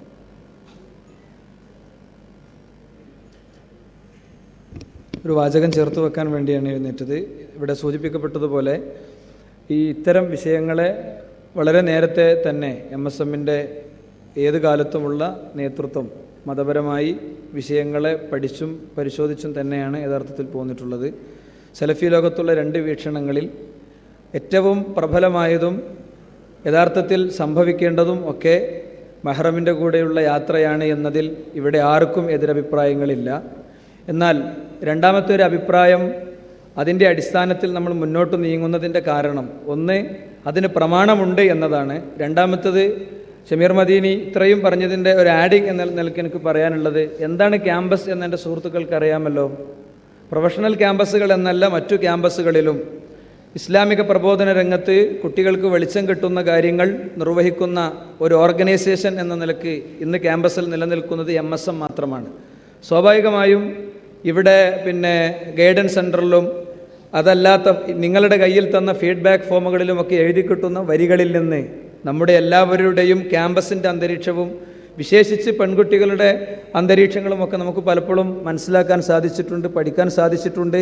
സലഫിയത്തിൻ്റെ ഒന്നാമത്തെ അസ്ല് തൗഹീദ്, അത് കിട്ടാത്ത, അത് മനസ്സിലാക്കാത്ത, സലഫിയത്തിൻ്റെ അസ്ലുകളിൽപ്പെട്ട സുന്നത്ത്, അത് കിട്ടാത്ത, അത് മനസ്സിലാക്കാത്ത, ബിദ്അത്തിൽ കഴിയുന്ന, ഇസ്ലാമിക് ഡ്രസ് കോഡ് കീപ്പ് ചെയ്യാത്ത അത്തരം കുട്ടികൾക്ക് ഇസ്ലാം എത്തിക്കാനുള്ള ഒരു അവസരം എന്ന നിലക്ക് മാത്രമാണ് സലഫി പണ്ഡിതന്മാരിൽ പെട്ട ആളുകൾ തെളിവുകളുടെ അടിസ്ഥാനത്തിൽ പറഞ്ഞ ഈ ഒരു രീതി നമ്മൾ സ്വീകരിച്ചിട്ടുള്ളത്. നമ്മൾ ഇപ്പോഴും പറയുന്നു, എപ്പോഴും പറയുന്നു, പെൺകുട്ടികൾ അവരുടെ മെഹറമിൻ്റെ കൂടെ അവർക്ക് വിവാഹം നിഷിദ്ധമായ അവരുടെ സുരക്ഷിതത്വം ഉറപ്പുവരുത്താവുന്ന ആളുകളുടെ കൂടെയാണ് വരേണ്ടത്. ഇപ്രാവശ്യം അങ്ങനത്തെ ഒരു സ്പെഷ്യൽ കോളം നമ്മൾ വരച്ചിട്ടുണ്ട്. ഇല്ലാതെ ഞാൻ വരില്ല എന്ന് പറഞ്ഞൊരു കുട്ടിയെ വരണം എന്ന് നിർബന്ധിച്ചിട്ടില്ല എന്ന് മാത്രമല്ല, അത്തരം കുട്ടികളെ രജിസ്റ്റർ ചെയ്യാൻ ബുദ്ധിമുട്ടുണ്ട് എന്ന് പറഞ്ഞവരോട് നിങ്ങൾ രജിസ്റ്റർ ചെയ്യണമെന്നും യഥാർത്ഥത്തിൽ നമ്മൾ നിർബന്ധിച്ചിട്ടില്ല എന്നതുകൂടി സന്ദർഭത്തിൽ ചേർത്ത് വെക്കുകയാണ്. അള്ളാഹു അനുഗ്രഹിക്കുമാറാകട്ടെ. അടുത്ത ചോദ്യം നേരത്തെ ഇവിടെ വന്നു നിൽക്കുന്ന സുഹൃത്തിന് ചോദിക്കാവുന്നതാണ്. സുഹൃത്തുക്കളെ, നമ്മൾ നമ്മുടെ ജീവിതത്തിൽ നമ്മുടെ വിശ്വാസ സംബന്ധമായി നമ്മൾ പഠിക്കേണ്ടതും നാം തിരിച്ചു ചെല്ലുമ്പോൾ നമ്മുടെ കുടുംബത്തിലും ക്യാമ്പസിലും മറ്റുള്ളവരെ പഠിപ്പിക്കേണ്ടതുമായ വിഷയമാണ്. ഹക്ക് മനസ്സിലാക്കണമെന്നുള്ള, സത്യം ബോധ്യപ്പെടണമെന്നുള്ള പ്രാർത്ഥനയോടെ, നിയ്യത്തോടെ ഈ സെഷനിൽ നമ്മൾ പങ്കെടുക്കുക. അസ്സലാമു അലൈക്കും വറഹ്മത്തുള്ളാഹി വബറകാതുഹു. എൻ്റെ പേര് ഫായിസ് മുഹമ്മദ് ഇബ്രാഹിം. ഞാൻ മലപ്പുറം സ്വദേശിയാണ്. ഞാൻ ഒരു ചെറിയൊരു സംഭവം, എൻ്റെ 2 സുഹൃത്തുക്കൾ തമ്മിലുണ്ടായ ഒരു ചെറിയ സംസാരം, ഒരു 2 മിനിറ്റ് ഉണ്ട്. അത് ഞാൻ ആദ്യം പറയാം. അതിൽ നിന്ന് എനിക്ക് വന്ന കുറച്ച് ചോദ്യങ്ങളാണ് എനിക്ക് ചോദിക്കാനുള്ളത്. എൻ്റെ ഒരു സുഹൃത്ത്, അവന് കോളേജ് കഴിഞ്ഞ് വരികയാണ്. അവൻ്റെ പാൻറ്റ് നെര്യാണിൻ്റെ മുകളിലാണ്. പക്ഷേ എൻ്റെയോ ഈ സുഹൃത്തിൻ്റെയോ പാൻറ്റ് ഉള്ള പോലെയുള്ള പാൻറ്റല്ല. അവൻ്റെ പാൻറ്റ് വളരെ ടൈറ്റായിട്ട്, അവനതൊരു ഫാഷൻ്റെ മോഡലായിട്ടാണ് നെര്യാണിൻ്റെ മേലെ അവൻ പാൻറ്റ് ഇട്ടിട്ടുള്ളത്. അവൻ്റെ മുടി, ഹെയർ സ്റ്റൈൽ എന്ന് പറഞ്ഞാൽ ഒരു 10 മിനിറ്റ് മുന്നേ ഇലക്ട്രിക് ഷോക്ക് അടിച്ചിട്ട് വരുന്ന ഒരു വ്യക്തിൻ്റെ പോലെയാണ് അവൻ്റെ മുടി, താടിയെല്ലാം നിൽക്കുന്നത്. അപ്പോൾ അവന് ഞങ്ങളുടെ ഇടയിലേക്ക് വരികയാണ്. അപ്പോൾ ഞങ്ങളുടെ ഒരു സുഹൃത്ത് അവനോട് ചോദിച്ചു, എന്താണ് അങ്ങനെയൊക്കെയാണോ കോളേജിൽ പോകുന്നത്? അപ്പോൾ അവൻ പറഞ്ഞു, സുന്നത്താണ്, നിര്യാണിൻ്റെ മേലെ പാൻറ്റ് വേണം, അതിൻ്റെ കീപ്പിട്ട് പോയി കഴിഞ്ഞാൽ നരകത്തിലേക്ക് പോകുന്ന ഭാഗമല്ലേ. അവൻ തമാശയിൽ കൂടി പറഞ്ഞാണ്.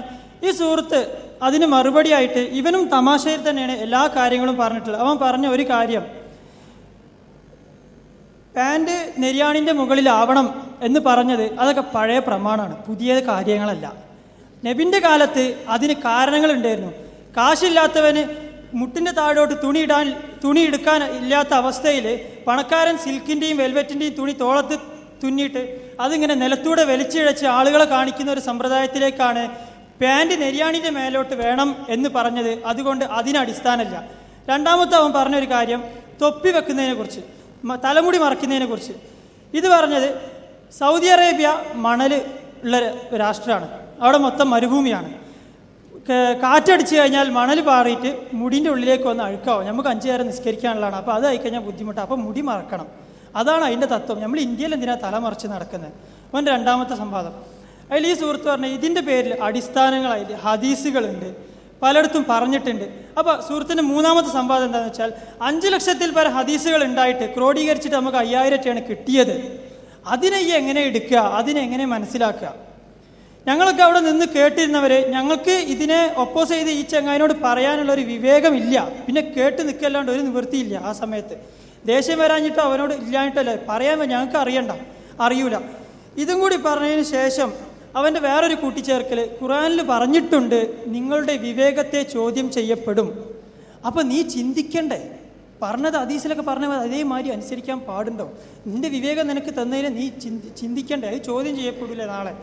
എന്നിട്ട് സുഹൃത്ത് വേറൊരു കാര്യം കൂടി പറഞ്ഞത്, ഖുർആൻ സൗദി അറേബ്യയിൽ വന്നു. അത് അന്നത്തെ സാഹചര്യത്തിനനുസരിച്ചാണ് വന്നത്. ഖുർആനിൽ സ്വർഗത്തിനെ കുറിച്ച് പറയുന്നുണ്ട്, പാല് ഒഴുകി വരുന്ന നദികളും തേൻ ഒഴുകി വരുന്ന നദികളും ആണ് സ്വർഗത്തിൽ നമുക്കുണ്ടാവുക, വരദാനമായിട്ട് നമുക്കുണ്ടാവുക എന്ന് പറയുന്നുണ്ട്. ബംഗ്ലാദേശിലോ അല്ലെങ്കിൽ ബംഗാളിൻ്റെ ഭാഗങ്ങളിലോ ആണ് ഖുർആൻ വന്നിരുന്നെങ്കിൽ പുഴനെ പറ്റി പറയില്ല. എന്താണ്? മഴക്കാലത്ത് മഴ പെയ്തിട്ട് അവർക്ക് വെള്ളപ്പൊക്കം, വേനൽക്കാലത്ത് ഹിമാലയത്തിൽ നിന്ന് മഞ്ഞുരുകിയിട്ട് വെള്ളപ്പൊക്കം. അവിടെ എങ്ങനെ ഇത് പറയാം? അപ്പം മരുഭൂമിയിലായതുകൊണ്ടാണ് വന്നത്. അപ്പം എല്ലാം ഒരു സിംബോളിക്കായിട്ടാണ് കാര്യങ്ങൾ പറഞ്ഞിട്ടുള്ളത് എന്ന് പറഞ്ഞ അവസാനം ഞങ്ങളത് വർത്താനം അവിടെ വെച്ച് നിർത്തി രണ്ടുപേരെയും പറഞ്ഞയച്ചു. അപ്പോൾ എനിക്കുള്ള സംശയങ്ങൾ എന്താണെന്ന് വെച്ചാൽ, ഒന്ന് തലമുടി മറയ്ക്കുന്നതിനെ കുറിച്ചും അതേപോലെ നെര്യാണിൻ്റെ മേലെ പാൻറ്റ് ഇടണം എന്നുള്ളതിനെ കുറിച്ചുള്ള ഒത്തൻറ്റിസിറ്റി, അതിനെക്കുറിച്ച് എന്താണ് പറഞ്ഞിട്ടുള്ള ഒത്തൻറ്റിസിറ്റി, അതേപോലെ ഖുർആനിൽ ഇത് രണ്ടും പറയാനുണ്ടായ കാരണം എന്തുകൊണ്ടാണ്? ഇസ്ലാമിൽ എന്തായാലും എല്ലാത്തിനും ഒരു കാരണം ഉണ്ടാവും. അത് രണ്ടാമത്തത്, നിങ്ങളുടെ വിവേകത്തെ ചോദ്യം ചെയ്യപ്പെടും എന്നാ സുഹൃത്ത് പറഞ്ഞത്. അത് ആവർത്തിക്കേണ്ടതില്ല, നിങ്ങളുടെ ഉദ്ദേശം മനസ്സിലായിട്ടുണ്ട്. ആ വിഷയത്തിൽ ഈ 2 ചോദ്യങ്ങൾ മാത്രമല്ല, ഈ വിഷയത്തിൽ നമ്മളുടെ നിലപാട് എന്താണെന്ന് കൂടി ഇവിടെ പണ്ഡിതന്മാർ വിശദീകരിക്കും. അത് വേണം, എനിക്ക് ആ നിലപാട് വേണം. 2 പാർട്ടായിട്ട് ഈ ചോദ്യത്തെ കാണുന്നു. ഒന്ന്, ഖുർആനിനോടുള്ള സമീപനം എന്നുള്ള നിലക്ക് എങ്ങനെയാണ് ഒരു മുസ്ലിം പ്രതികരിക്കേണ്ടത്, ഹദീസിനോടുള്ള ലൈൻ എന്താണെന്നുള്ള ഒരു അടിസ്ഥാനം പഴച്ചതിൽ നിന്നാണ് യഥാർത്ഥത്തിൽ ഈ സംവാദം രൂപപ്പെട്ടിട്ടുള്ളത്. അതൊരു പാർട്ട്. 2 ഡ്രസ് കോഡുമായി ബന്ധപ്പെട്ട പാർട്ട്. ആദ്യത്തെ പാർട്ടിന് ബഹുമാനായ അബ്ദുൽ മലിക് സലഫി മറുപടി പറയും. സഹോദരന്മാരെ, നമ്മുടെ സുഹൃത്ത് ഇവിടെ ചോദിച്ചത് ഏറ്റവും ആത്മാർത്ഥമായിട്ടാണ്. ആ വിഷയങ്ങൾ നമുക്ക് അത് ഒരു തമാശയുടെ രൂപത്തിൽ തോന്നുന്നത് അദ്ദേഹത്തിൻ്റെ അവതരണ ശൈലിയുടെ ഒരു പ്രത്യേകത കൊണ്ടാണ്. പക്ഷേ ആ വിഷയത്തിൽ നമ്മളൊക്കെ ഖുർആനിനെ ഹദീസിനെയൊക്കെ സ്വീകരിക്കുമ്പോൾ നിർബന്ധമായി നമുക്കുണ്ടാകേണ്ട ഇസ്ലാമികമായ മര്യാദകളുണ്ട്. അത് എന്താണെന്ന് പഠിക്കാൻ നമുക്ക് സഹോദരൻ അവസരം തന്നിരിക്കുന്നു. ജസാക്കല്ലാഹ് ഖൈർ.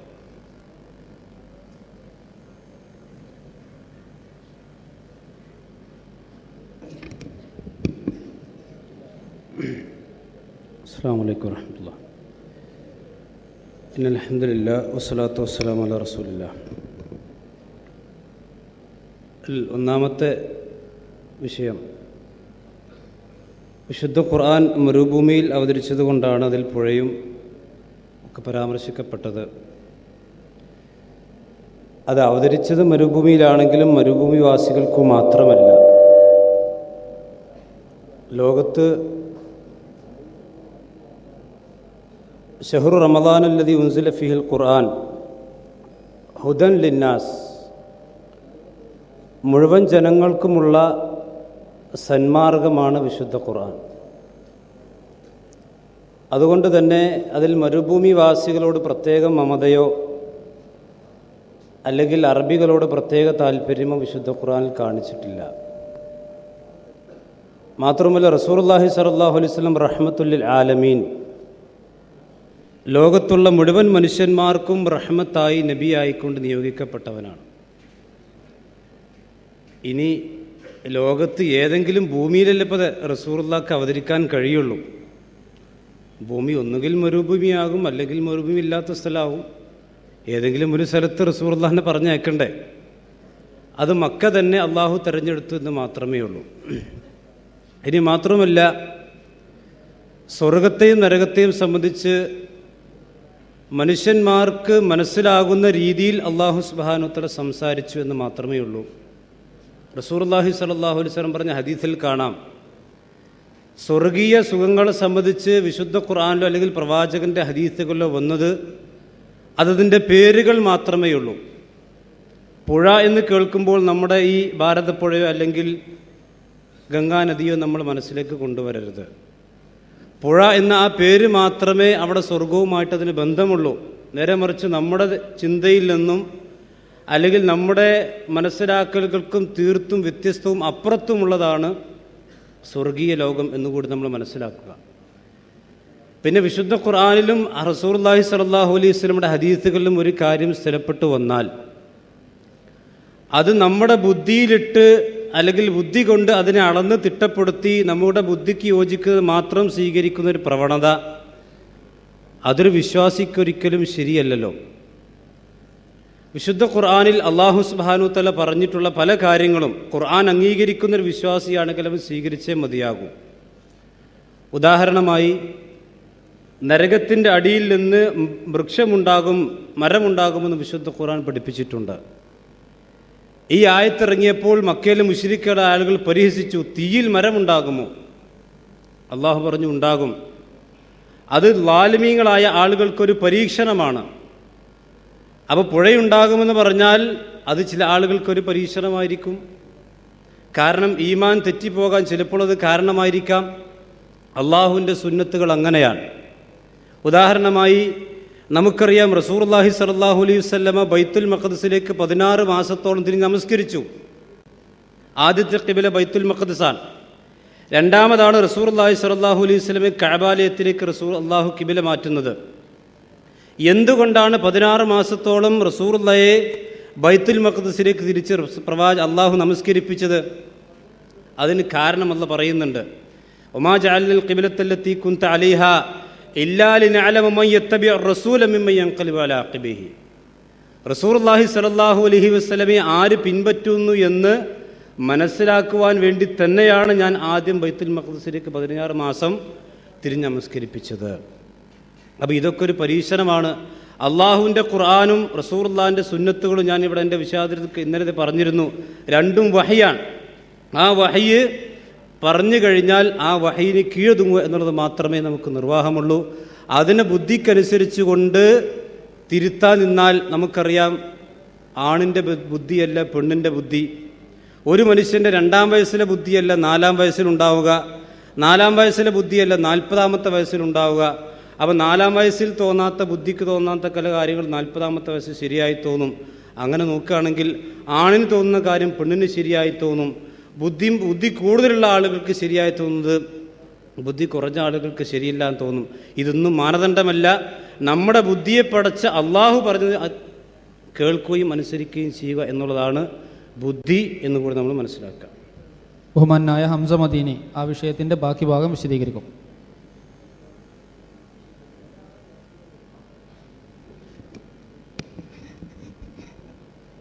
അസ്സലാമു അലൈക്കും വറഹ്മത്തുള്ളാഹി.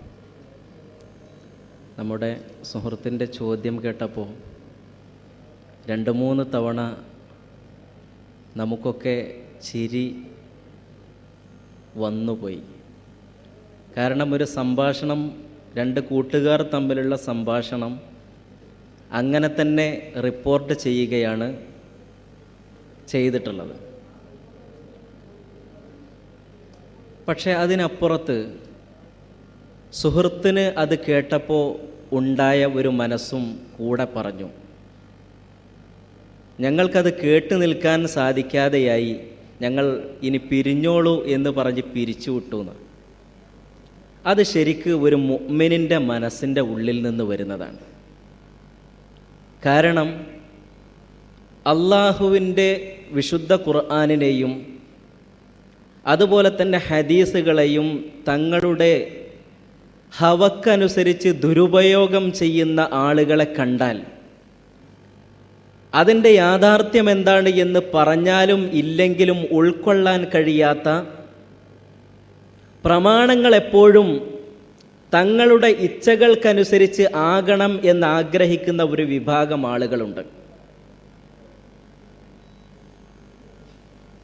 അത്തരം ആളുകൾ ഒരിക്കലും അള്ളാഹുവിൻ്റെ പ്രതിഫലം ഉദ്ദേശിച്ചുകൊണ്ടല്ല നെരിയാണിക്ക് മേലെ അവരുടെ വസ്ത്രം ധരിക്കുന്നത്. അള്ളാഹുവിൻ്റെ റസൂൽ താടി വെക്കണം എന്ന കർശനമായ നിർദ്ദേശം പറഞ്ഞതിൻ്റെ അടിസ്ഥാനത്തിലല്ല അവരുടെ താടി അവർ മുഖത്ത് വെച്ചിട്ടുള്ളത്. അതതിൻ്റെ രൂപവും ഭാവവും ഒക്കെ കണ്ടാൽ നമുക്ക് മനസ്സിലാക്കാൻ കഴിയുന്നതാണ്. അതുപോലെ തന്നെ ഡ്രസ്സ് ഒരു മനുഷ്യൻ്റെ, ഒരു ആണിൻ്റെയും പെണ്ണിൻ്റെയും വസ്ത്രം എങ്ങനെയായിരിക്കണം എന്ന് കൃത്യമായി അള്ളാഹുവിൻ്റെ റസൂൽ പഠിപ്പിച്ചിട്ടുണ്ട്. ഒരാൾ നല്ല ടൈറ്റായ ഒരു പാൻറ്റിട്ട്, നേരത്തെ ചോദ്യത്തിൽ പറഞ്ഞതുപോലെ തന്നെ അവൻ നെരിയാണിക്ക് മുമ്പേ അത് മുറിച്ചു വെച്ചിട്ടുണ്ട് എന്നതുകൊണ്ട് അവൻ്റെ വസ്ത്രം ഇസ്ലാമികമാകുന്നില്ല. മറിച്ച് ഒരാളുടെ വസ്ത്രം അത് അവൻ്റെ ശരീരത്തെ എടുത്തു കാണിക്കുന്ന രൂപത്തിൽ, അതിൻ്റെ ഉള്ളിലുള്ളതിൻ്റെ ഹജ്മ്, അതിൻ്റെ രൂപം കാണുന്ന രൂപത്തിൽ, അല്ലെങ്കിൽ അങ്ങോട്ട് നിഴലടിക്കുന്ന രൂപത്തിലാകാൻ പാടില്ല എന്നതും ഇസ്ലാമികമായ നിയമം തന്നെയാണ്. അപ്പോൾ കാലഘട്ടത്തിനും പരിഷ്കാരത്തിനുമനുസരിച്ച് ജീവിക്കുകയും ആ പരിഷ്കാരത്തെ ഇസ്ലാമിക പ്രമാണങ്ങൾ കൊണ്ട് ന്യായീകരിക്കുകയും ചെയ്യുന്ന ഒരു പ്രവണത എക്കാലഘട്ടത്തിലും മനുഷ്യന്മാർക്കിടയിൽ ഉള്ളതാണ്.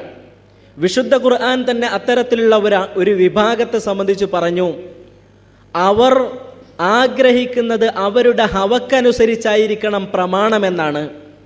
പക്ഷേ അള്ളാഹുവും റസൂലും അവരുടെ ഹവക്കനുസരിച്ചല്ല സംസാരിക്കുന്നത് എന്ന അർത്ഥത്തിലുള്ള വിശുദ്ധ ഖുർആനിൻ്റെ ആയത്തുകൾ നമുക്ക് കാണാൻ കഴിയുന്നതാണ്. അപ്പോൾ പ്രമാണങ്ങളോട്, അള്ളാഹുവിൻ്റെ ദീനിനോട് നമുക്കുണ്ടാകേണ്ടുന്ന ഒരു സമീപനം, അത് നമ്മുടെ ജീവിതത്തിൽ പുലർത്താൻ നമുക്ക് കഴിഞ്ഞാൽ അൽഹംദുലില്ലാ.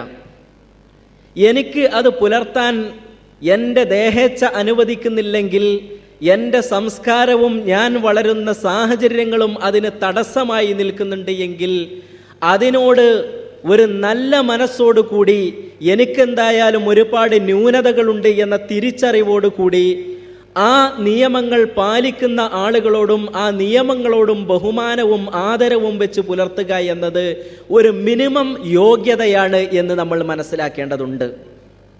ആ മിനിമം യോഗ്യതയെങ്കിലും നമ്മെ സംബന്ധിച്ചിടത്തോളം ഇസ്ലാമിക പ്രമാണങ്ങളോടും ഇസ്ലാമിൻ്റെ നിയമങ്ങളോടും ഉണ്ടാകേണ്ടതുണ്ട്. അതല്ലാതെ അള്ളാഹുവിൻ്റെ നിയമങ്ങൾ, റസൂലുള്ളാഹി സ്വല്ലല്ലാഹു അലൈഹി വസല്ലമയുടെ ഹദീസുകൾ തങ്ങളുടെ ഇഷ്ടത്തിനനുസരിച്ചും തങ്ങളുടെ യുക്തിക്കനുസരിച്ചും ന്യായീകരിക്കുന്ന ഒരു സംവിധാനം എന്ന് പറയുന്നത് ഒരിക്കലും ഒരു മുസ്ലിമിനെ സംബന്ധിച്ചിടത്തോളം ചേർന്നതല്ല. യുക്തി, ബുദ്ധി അള്ളാഹു ചോദ്യം ചെയ്യുന്നത് തന്നെയാണ്. പക്ഷേ ആ ചോദ്യം ചെയ്യുന്ന യുക്തിയും ആ ചോദ്യം ചെയ്യപ്പെടുന്ന ബുദ്ധിയും ഏതാണ്? പ്രമാണങ്ങളെ നിരാകരിക്കാൻ വേണ്ടി ഉപയോഗിക്കുന്ന ബുദ്ധിയെ സംബന്ധിച്ചല്ല. ആ പ്രമാണങ്ങൾ നിന്റെ ബുദ്ധിക്കനുസരിച്ച് അള്ളാഹു അവൻ്റെ ദീനിൽ എന്തൊരു നിയമമാക്കിയിട്ടുണ്ട് എങ്കിലും അത് അള്ളാഹുവിൻ്റെ ഖുർആനിലുള്ളതാണ് എങ്കിൽ അതിൻ്റെ പിന്നിൽ കൃത്യമായ ഒരു ലക്ഷ്യമുണ്ട് എന്ന് ബുദ്ധി അതിൻ്റെ പിന്നിലുണ്ട് എന്ന്, ഹിക്മത്തുണ്ട് എന്ന് മനസ്സിലാക്കാൻ കഴിയുന്നവനായിരിക്കണം ഒരു വിശ്വാസിയെ സംബന്ധിച്ചിടത്തോളം. അള്ളാഹുവാണോ അത് പറഞ്ഞത്? എന്നെ സൃഷ്ടിച്ച, എൻ്റെ ബുദ്ധിയെ സൃഷ്ടിച്ച, എൻ്റെ ബുദ്ധിക്ക് പരിമിതികൾ വെച്ച അള്ളാഹു സുബ്ഹാനഹു വ തആല എന്നാൽ അവൻ്റെ ഇൽമിനും അവൻ്റെ ഹിക്മത്തിനും പരിധികളില്ലല്ലോ. അവൻ്റെ ഇൽമിൻ്റെയും അവൻ്റെ ഹിക്മത്തിൻ്റെയും അടിസ്ഥാനത്തിൽ അവൻ്റെ അടിമകൾ ഇങ്ങനെയായിരിക്കണം, അവൻ്റെ വസ്ത്രം ധരിക്കേണ്ടത്, അവൻ്റെ ജീവിതത്തിലെ ഇന്നിന്ന കാര്യങ്ങൾ അനുഷ്ഠിക്കേണ്ടത് എന്ന് പറഞ്ഞിട്ടുണ്ടെങ്കിൽ അതിൻ്റെ പിന്നിൽ അതെനിക്ക് മനസ്സിലാക്കാൻ കഴിയുന്ന ഹിക്മത്തുകളുണ്ടാകും, മനസ്സിലാക്കാൻ കഴിയാത്ത ഹിക്മത്തുകളുണ്ടാകും എന്ന് തിരിച്ചറിയാൻ കഴിയുക എന്നത് ഒരു വിശ്വാസിയെ സംബന്ധിച്ചിടത്തോളം ഏറ്റവും പ്രധാനപ്പെട്ട ഒന്നാണ്. അതല്ലാതെ അല്ലാഹു ഇന്ന സമഅ വൽ ബസറ വൽ ഫുആദ് കുല്ലു ഉലൈക കാന അൻഹു മസ്ഊല, നിങ്ങളുടെ ബുദ്ധിയും നിങ്ങളുടെ കണ്ണും കാതും കേൾവിയും കാഴ്ചയുമൊക്കെ ചോദ്യം ചെയ്യപ്പെടുമെന്ന് പറഞ്ഞിട്ടുള്ളത് ഈ ബുദ്ധിക്ക് അനുയോജ്യമായെങ്കിൽ മാത്രമേ നിങ്ങളിതൊക്കെ സ്വീകരിക്കേണ്ടതുള്ളൂ, അതല്ലെങ്കിൽ സ്വീകരിക്കേണ്ടതില്ല എന്ന അർത്ഥത്തിലല്ല. മറിച്ച് അള്ളാഹുവിൻ്റെ നിയമങ്ങൾ ഉൾക്കൊള്ളാൻ കഴിയുന്നതായിരിക്കണം നമ്മുടെ ബുദ്ധി. അള്ളാഹുവിൻ്റെ പ്രമാണങ്ങൾ, ദീനിൻ്റെ പ്രമാണങ്ങൾ ഉൾക്കൊള്ളാൻ കഴിയുന്നതായിരിക്കണം നമ്മുടെ ബുദ്ധി. അതാണ് യഥാർത്ഥത്തിൽ ബുദ്ധി എന്ന് പറയുന്നത്, അതാണ് യഥാർത്ഥത്തിൽ ഹിക്മത്ത് എന്ന് പറയുന്നത് എന്ന് മനസ്സിലാക്കാൻ നമ്മെ സംബന്ധിച്ചിടത്തോളം സാധിക്കേണ്ടതുണ്ട് എന്ന് അതിനോട് ചേർത്ത് നമ്മൾ മനസ്സിലാക്കുക. ഇനി നമ്മൾ ചോദ്യത്തിലേക്ക് വരികയാണ്. ഇറുകിയ പാൻസ്, ഞെരിയാണിക്ക് താഴെയുള്ള വസ്ത്രം, തലമുടി മറക്കൽ, ഈ വിഷയത്തെ സംബന്ധിച്ച ഇസ്ലാമിക നിലപാട് ബഹുമാനായ അബ്ദുൽ ജബ്ബാർ മദീനി വിശദീകരിക്കും.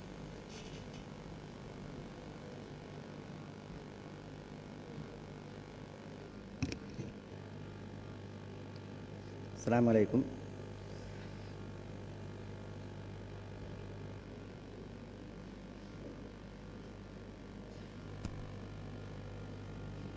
തല മറക്കുക, അതേപോലെ ഇടുങ്ങിയ വസ്ത്രം ധരിക്കുക, നരിയാണിക്ക് താഴെ വസ്ത്രം പോവുക എന്ന വിഷയത്തിൽ ചോദിക്കപ്പെട്ടതിനാണ് പ്രതികരിക്കേണ്ടത്.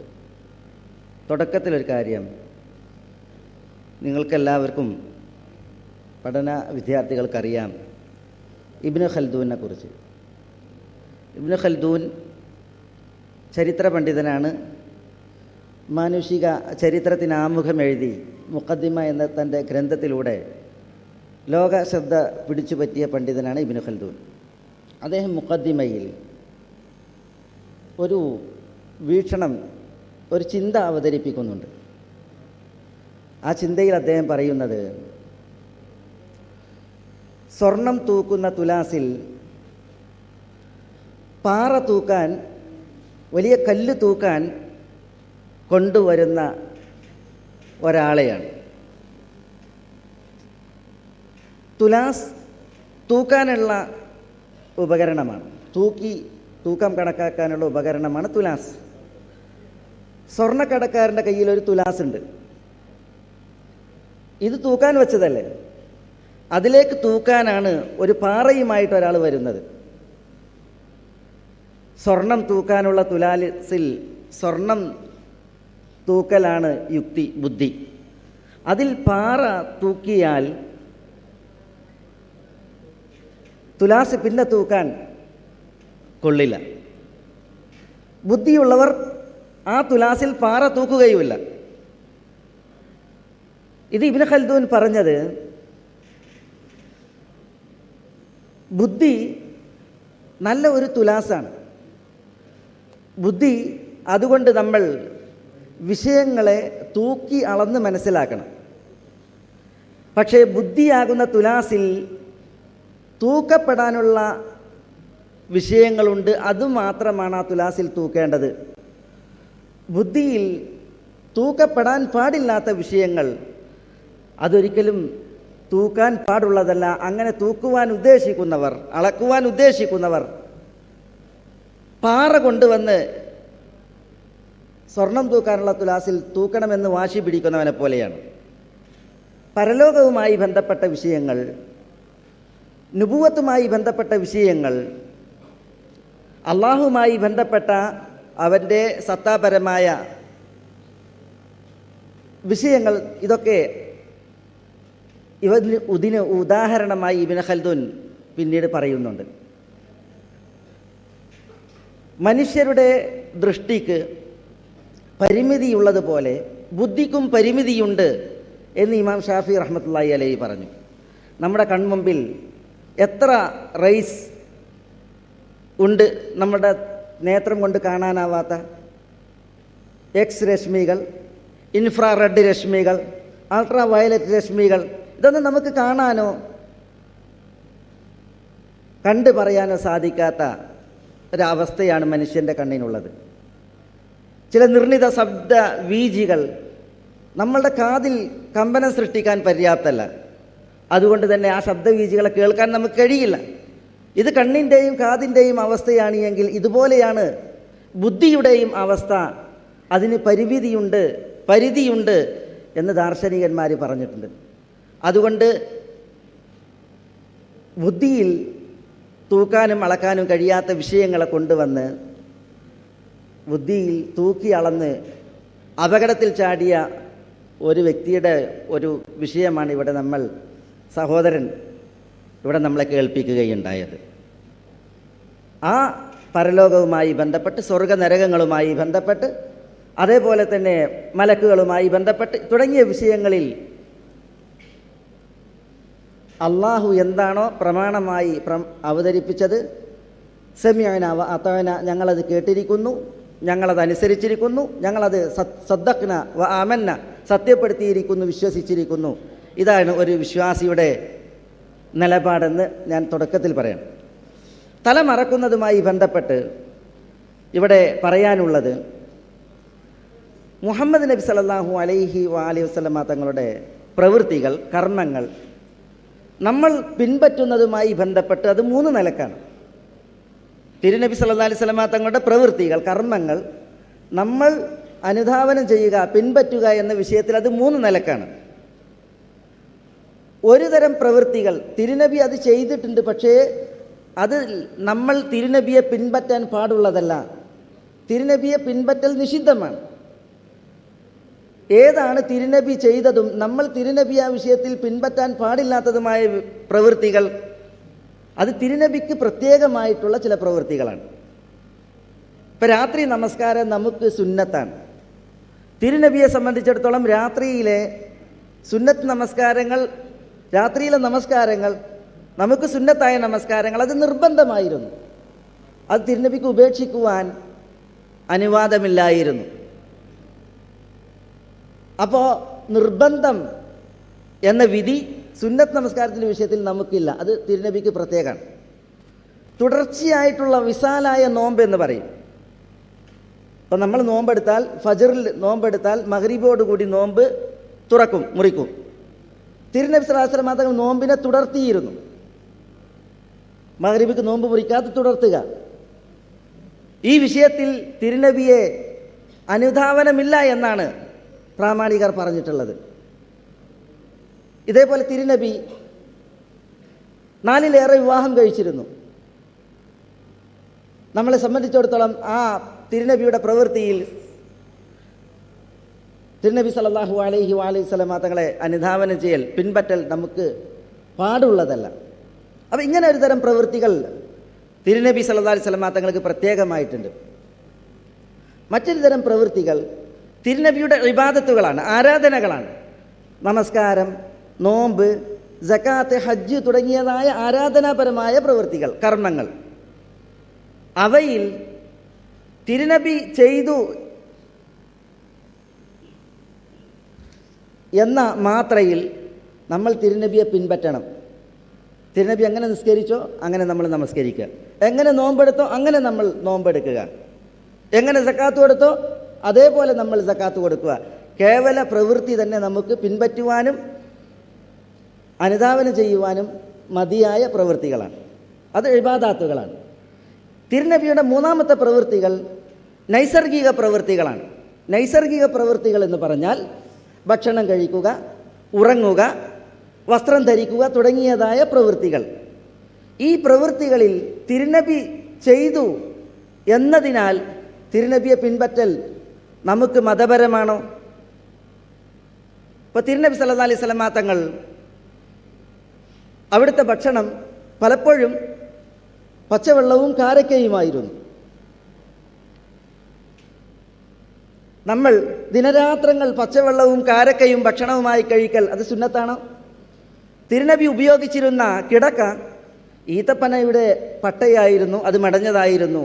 തിരുനബിക്കുണ്ടായിരുന്ന തലയിണ ഈത്തപ്പന ചകിരി നിറച്ച തലയിണയായിരുന്നു. അതങ്ങനെ ഉപയോഗിക്കൽ നമുക്ക് സുന്നത്താണോ? തിരുനബി സല്ലല്ലാഹു അലൈഹി വസല്ലം തങ്ങൾ സൗബ് നീളം കുപ്പായമായിരുന്നു മിക്കവാറും വസ്ത്രമായി ധരിച്ചിരുന്നത്. അത് ധരിക്കൽ നമുക്ക് സുന്നത്താണോ? ഇതൊക്കെ തിരുനബിയുടെ നൈസർഗിക പ്രവൃത്തികളാണ്. ഈ പ്രവൃത്തികൾ, ആ കേവല പ്രവൃത്തിയിൽ നമ്മൾ തിരുനബിയെ പിൻപറ്റേണ്ടതുണ്ടോ? പണ്ഡിതന്മാർ പറയുന്നത് കേവല പ്രവൃത്തികൾ, ഇത്തരം നൈസർഗിക പ്രവൃത്തികളിൽ അതിൽ തിരുനബിയെ അനുധാവനം ചെയ്യലില്ല. പ്രത്യുത ഈ പ്രവൃത്തിക്കപ്പുറം ഒരു കൽപ്പന കൊണ്ട് തിരുനബി നമുക്കത് ബാധകമാക്കണം. ഒരു ഉദാഹരണം, തിരുനബി സല്ലല്ലാഹു അലൈഹി വസല്ലം തങ്ങൾ വെള്ള വസ്ത്രം ധരിച്ചു. വെള്ള വസ്ത്രം നമ്മൾ ധരിക്കൽ സുന്നത്താണ്. എന്തുകൊണ്ട്? തിരുനബി കേവലം വെള്ള വസ്ത്രം ധരിച്ചു എന്നതുകൊണ്ടല്ല. വെള്ള വസ്ത്രം ധരിച്ച തിരുനബി നമ്മളോട് പറഞ്ഞു, നിങ്ങൾ വെള്ള വസ്ത്രം ധരിക്കുക, നിങ്ങളിൽ നിന്ന് മരണപ്പെട്ടവരെ വെള്ള വസ്ത്രത്തിൽ നിങ്ങൾ കഫൻ ചെയ്യുകയും ചെയ്യുക. അപ്പോൾ തിരുനബി പ്രവർത്തിച്ചു, എന്നിട്ട് നമുക്കൊരു കൽപ്പന കൊണ്ട് അത് ബാധകമാക്കിയപ്പോഴാണ് ആ വിഷയത്തിൽ തിരുനബിയെ പിൻപറ്റൽ സുന്നത്തായത്. ഇത് വസ്ത്രം ധരിക്കുക, ഭക്ഷണം കഴിക്കുക, ഉറങ്ങുക പോലുള്ള നൈസർഗിക പ്രവൃത്തികളിലെല്ലാം അടിസ്ഥാനമാണ്. ശിരാവസ്ത്രം ധരിക്കുന്ന വിഷയത്തിൽ തിരുനബി ശിരാവസ്ത്രം ധരിച്ചിട്ടുണ്ട്, തലമറച്ചിട്ടുണ്ട്. തലമറച്ച തിരുനബി സല്ലല്ലാഹു അലൈഹി വസല്ലം തങ്ങൾ തൻ്റെ തലമറക്കുക എന്ന കേവല പ്രവൃത്തിക്കപ്പുറം ഒരു കൽപ്പന കൊണ്ട് നമ്മൾ തലമറക്കണം എന്ന് നമ്മളോട് കൽപ്പിച്ചിട്ടില്ല. അതിനാൽ തലമറക്കൽ അത് സുന്നത്താണ് എന്ന് പറയാൻ തിരുനബിയുടെ ഒരു കൽപ്പന വന്നിട്ടില്ല എന്നാണ് പ്രാമാണികരായ പണ്ഡിതന്മാർ ആ വിഷയത്തിൽ പറഞ്ഞിട്ടുള്ളത്. അതുകൊണ്ട് ഒരാൾ തലമറച്ചില്ല എങ്കിൽ ഒരു സുന്നത്ത് ഉപേക്ഷിച്ച മനുഷ്യൻ നടക്കുന്നത് കണ്ടില്ലേ എന്ന് വിധിക്കാൻ പാടുള്ളതല്ല. തലമറച്ച ഒരാൾ, അയാൾ സുന്നത്തിൽ ഏതു കാലവും ജീവിക്കുന്ന ഒരാളാണ് എന്ന് വിധിക്കാനും പാടുള്ളതല്ല. നെരിയാണിക്ക് താഴെ വസ്ത്രം അത് നിഷിദ്ധമാണ്. തിരുനബി സല്ലല്ലാഹു അലൈഹി വസല്ലം തങ്ങൾ മുസൽമാൻ്റെ വസ്ത്രം അത് നെരിയാണിക്ക് മുകളിലായിരിക്കണം എന്ന് നിഷ്കർഷിച്ചിട്ടുണ്ട്. നെരിയാണിക്ക് താഴെ വരുന്ന വസ്ത്രം അത് നരകത്തിലാണെന്ന് മുന്നറിയിപ്പുണ്ട്. അള്ളാഹുവിൻ്റെ കൃപയുടെ കാരുണ്യത്തിൻ്റെ നോട്ടം നെരിയാണിക്ക് താഴെ വസ്ത്രം വലിച്ചു നടക്കുന്ന മുസ്ബിലിന് അന്ത്യനാളിൽ നിഷിദ്ധമാണെന്ന താക്കീത്, മുന്നറിയിപ്പ് അത് തിരുനബി സല്ലല്ലാഹു അലൈഹി വസല്ലം തങ്ങളിൽ നിന്ന് വന്നിട്ടുണ്ട്. വസ്ത്രം അതൊരിക്കലും ടൈറ്റ് ഫിറ്റാകാൻ പാടുള്ളതല്ല. വസ്ത്രം നഗ്നത മറക്കുവാനുള്ളതാണ്. അതുകൊണ്ട് തന്നെ വസ്ത്രം ശരീരത്തിലെ തൊലിയെ മറക്കുന്ന രീതിയിൽ കട്ടിയുള്ളതും സൂക്ഷ്മാവയവങ്ങളെ മറക്കുന്ന രീതിയിൽ ലൂസായതുമായിരിക്കണം എന്നതാണ് വസ്ത്രധാരണത്തിൽ ഇസ്ലാമിൻ്റെ മര്യാദയും അദബും. ഈ കാലഘട്ടങ്ങളിൽ ചിലരുടെ വസ്ത്രം ചെറിയ ഷർട്ടും അതേപോലെ ഇടുങ്ങിയ പാൻസും ധരിച്ച ആളുകൾ നിസ്കാരത്തിൽ പോലും അവരുടെ നമസ്കാരം ശരിയാകാത്ത രീതിയിലാണ് വസ്ത്രധാരണം. ആ വസ്ത്രം ധരിച്ച് റുക്കോയിൽ പോകുമ്പോൾ, സുജൂദിൽ പോകുമ്പോൾ കുപ്പായം പൊങ്ങുകയും പാൻസ് താഴേക്ക് ഇറങ്ങുകയും ചെയ്താൽ ശരീരത്തിൽ ഒരിക്കലും കാണാൻ പാടില്ലാത്ത ഭാഗങ്ങൾ പോലും, മറ്റുള്ളവർ കാണാൻ പാടില്ലാത്ത ഭാഗങ്ങൾ പോലും വെളിപ്പെട്ട് നമസ്കാരം പോലും ബാത്തിലായി പോകുന്ന അവസ്ഥയിലാണ് പലരുടെയും വസ്ത്രധാരണം. അതുകൊണ്ട് സഹോദരങ്ങൾ അക്കാര്യങ്ങൾ നമ്മുടെ വസ്ത്ര രീതിയിൽ ശ്രദ്ധിക്കേണ്ടതുണ്ട്. ജസാക്കുമുല്ലാഹു ഖൈറൻ. അസ്സലാമു അലൈക്കും. അടുത്ത ചോദ്യം ബഹുമാനായ ഫൈസൽ മൗലവിയോടാണ്. അള്ളാഹുവിനെ മാത്രം വിളിച്ചു പ്രാർത്ഥിക്കുന്ന മുജാഹിദുകൾ എന്തിനാണ് 2012 മുതൽ ജിന്നിനെ വിളിച്ച് പ്രാർത്ഥിക്കാൻ തുടങ്ങിയത്?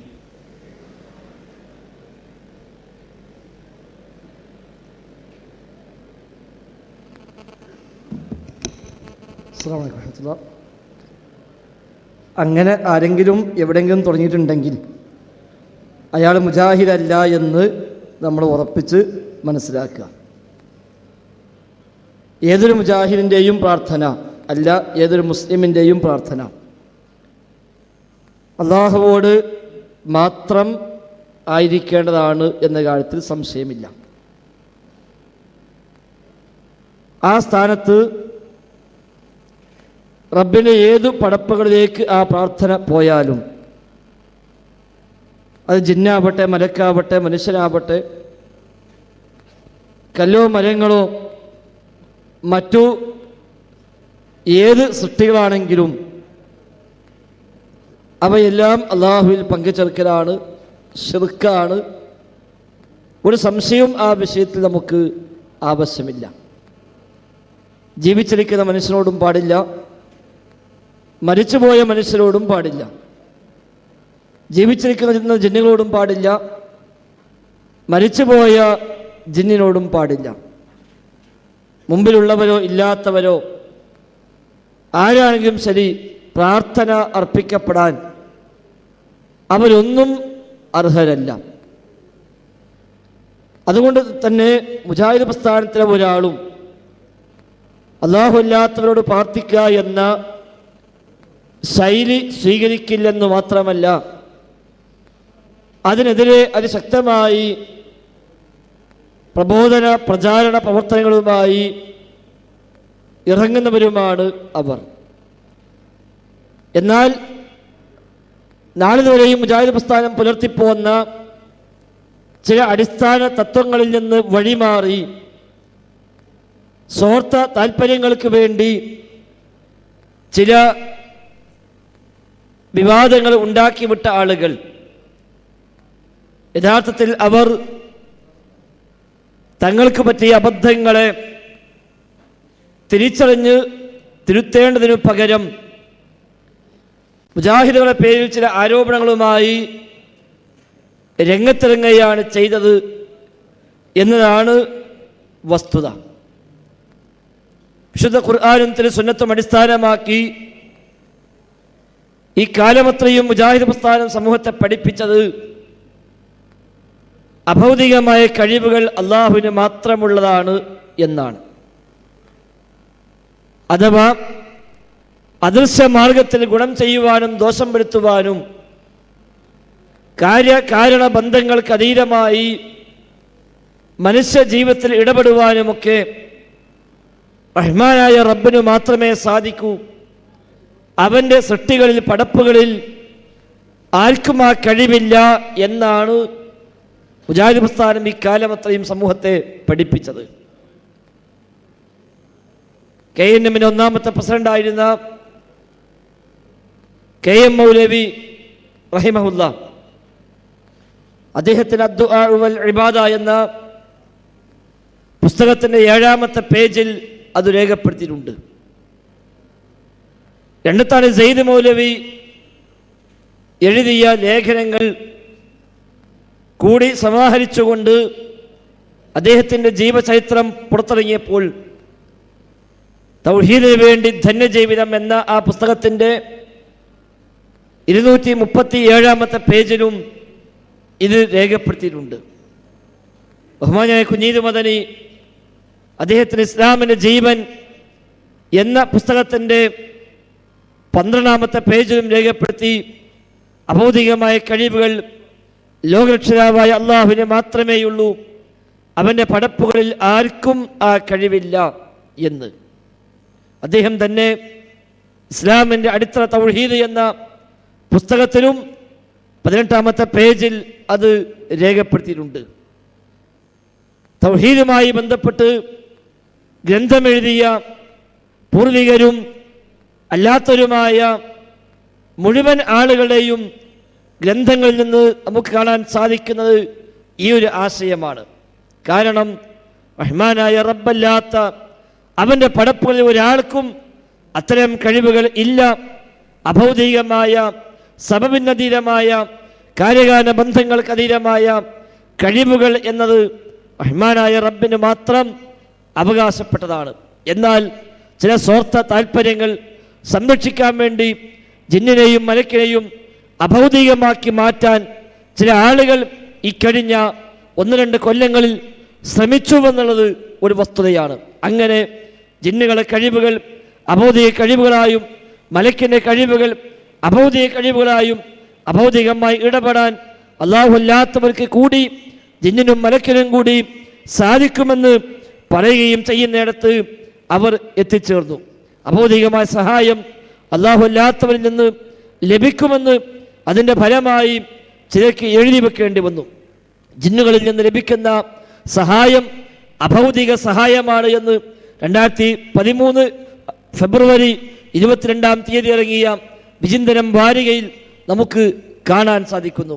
അതേപോലെ സമാനമായ ധാരാളം പ്രസിദ്ധീകരണത്തിലും അല്ലാത്ത മറ്റ് പുസ്തകങ്ങളിലുമൊക്കെ ആ ആശയം രേഖപ്പെടുത്തിയത് നമുക്ക് കാണാനാകും. അതിൻ്റെ ഫലമായി മനുഷ്യൻ്റെ മനസ്സിലുള്ളത് അറിയാൻ റഹ്മാനായ റബ്ബിന് പുറമെ ജിന്നിനും മലക്കിനുമൊക്കെ കഴിയുമെന്ന വികലമായ ചില ധാരണകൾ കൂടി അവർക്ക് സ്വീകരിക്കേണ്ടി വന്നു. മാത്രവുമല്ല, ദുആ കേൾക്കാൻ അള്ളാഹുവിന് മാത്രമേ സാധിക്കൂവെന്ന സമീഉദ് ദുആ മുജീബുദ് ദുആ എന്ന് അള്ളാഹുവിനെ പരിചയപ്പെടുത്തിയ വിശുദ്ധ ഖുർആനിൻ്റെ ആ ആശയങ്ങളെപ്പോലും തള്ളിമാറ്റിക്കൊണ്ട് ജിന്നും മലക്കും ദുആ കേൾക്കുമെന്ന് പറയുന്നിടത്തേക്ക് അത്തരം ആളുകൾ എത്തിച്ചേർന്നു. ഒരു പടി കൂടി കടന്ന് ഇയ്യാക നഅ്ബുദു വ ഇയ്യാക നസ്തഈൻ, അല്ലാഹുവേ നിന്നെ മാത്രം ഞങ്ങൾ ആരാധിക്കുന്നു, നിന്നോട് മാത്രം ഞങ്ങൾ സഹായം തേടുന്നു എന്ന ആയത്തിൽ പറഞ്ഞ ആ സഹായാർത്ഥന അത് മനുഷ്യരോടാണെങ്കിൽ പ്രശ്നമൊന്നുമില്ല, ജിന്നിനോടാണെങ്കിലാണ് പ്രശ്നം, മലക്കിനോടാണെങ്കിലാണ് പ്രശ്നം, മരിച്ചവരോടാണെങ്കിലാണ് പ്രശ്നം. നേരെ മറിച്ച് ദൃശ്യലോകത്തുള്ള മനുഷ്യരോട് ആ സഹായാർത്ഥന നിർവഹിച്ചാൽ അത് പ്രശ്നമില്ല എന്ന് കൂടി അത്തരം ആളുകൾ പറഞ്ഞു വെച്ചു.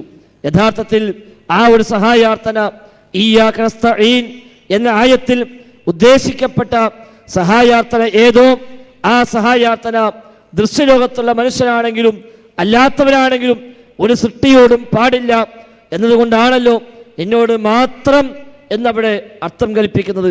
ഈ ഒരു പുതിയ വീക്ഷണമാണെങ്കിൽ മാത്രമെന്ന അർത്ഥത്തിനവിടെ പ്രസക്തി ഇല്ല. അള്ളാഹുവിനോടും സഹായം ചോദിക്കാം, ദൃശ്യലോകത്തുള്ള മനുഷ്യരോടുമാകാം അതേ സഹായ അഭ്യർത്ഥന എന്നായിരിക്കുമല്ലോ അതിൻ്റെ മറുവശം.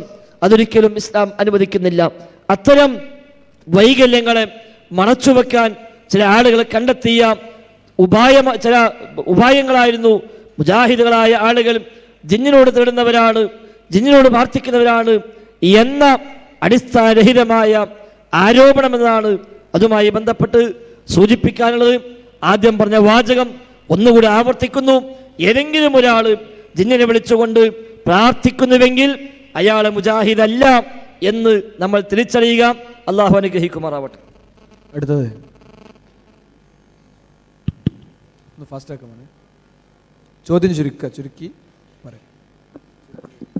ഇസ്ലാമിൻ്റെ പ്രമാണങ്ങളിൽ ഒന്നാമത്തതാണ് ഖുർആൻ. ഖുർആനിൽ കുറേ നിയമങ്ങൾ, അതായത് തജ്വീദുകളും കാര്യങ്ങളുമുണ്ട്. പക്ഷേ നമ്മുടെ പല പണ്ഡിതന്മാരും പ്രാസംഗിക സമയത്ത് ഖുർആനെ വെറും സംസാരമാക്കിയും പത്രവായന പോലെയാണ് ഖുർആനെ ആക്കി തീർക്കുന്നത്. ഇത് ശരിയാണോ?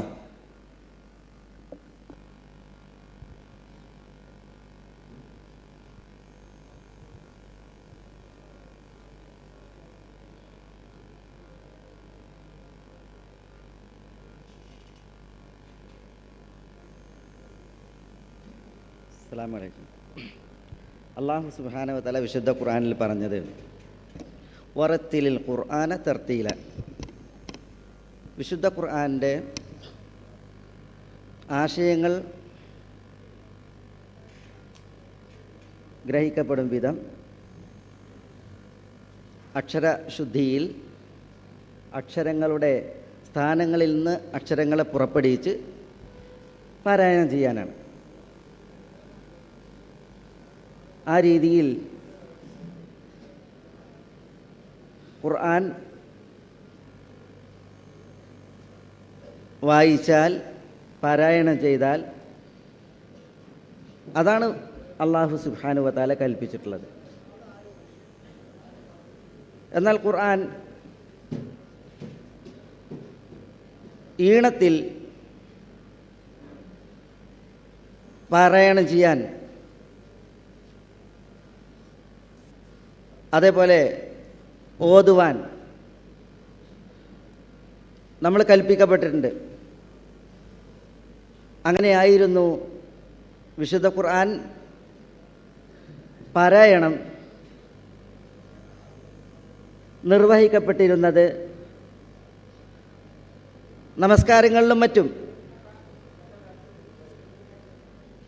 ആളുകൾ മഖാരിജുകൾ തെറ്റിച്ച്, അക്ഷരങ്ങൾ പുറപ്പെടേണ്ട സ്ഥലങ്ങളെ തെറ്റിച്ച് അറബി അക്ഷരങ്ങളെ ഉച്ചരിക്കുകയും അതേപോലെ പാരായണത്തിൽ നൽകപ്പെടേണ്ടതായ ചില തോതുകൾ പാഴാക്കുകയും ചെയ്തപ്പോഴാണ് തജ്വീദ് നിയമങ്ങളെ പിൽക്കാലത്ത് ക്രോഡീകരിക്കുകയുണ്ടായത്. ഒരാൾ ശബ്ദം നീട്ടി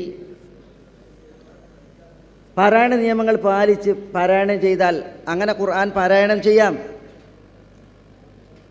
ഒരാൾ പാരായണം അത് സാവകാശത്തിലാക്കി, ഒറ്റ സാവകാശത്തിലാക്കിയിട്ട് ഓതുകയാണ് എങ്കിൽ അങ്ങനെ ഓതാം. അതേപോലെ പെട്ടെന്ന് പാരായണം നിർവഹിച്ചു കൊണ്ടുള്ള സ്പീഡിലുള്ള പാരായണം അതുമാകാം. ശ്രദ്ധിക്കേണ്ടത് അർത്ഥം ഗ്രഹിക്കപ്പെടും വിധം ഉച്ചാരണ ശുദ്ധിയോടുകൂടിയുള്ള നിർവഹണമാണ്. അതുണ്ടായാൽ ഖുർആനിൻ്റെ തർത്തീലാണ്. അതുകൊണ്ട് തന്നെ ഒരു പ്രാസംഗികൻ തൻ്റെ പ്രസംഗ ശൈലിയിൽ ഖുർആൻ അക്ഷരശുദ്ധിയിൽ അർത്ഥം ഗ്രഹിക്കും വിധം അതിൻ്റെ പാരായണം നിർവഹിച്ചിട്ടുണ്ടെങ്കിൽ അതൊരിക്കലും തെറ്റല്ല. ആ രീതിയിൽ ആരും അത് വിശദീകരിച്ചിട്ടുമില്ല.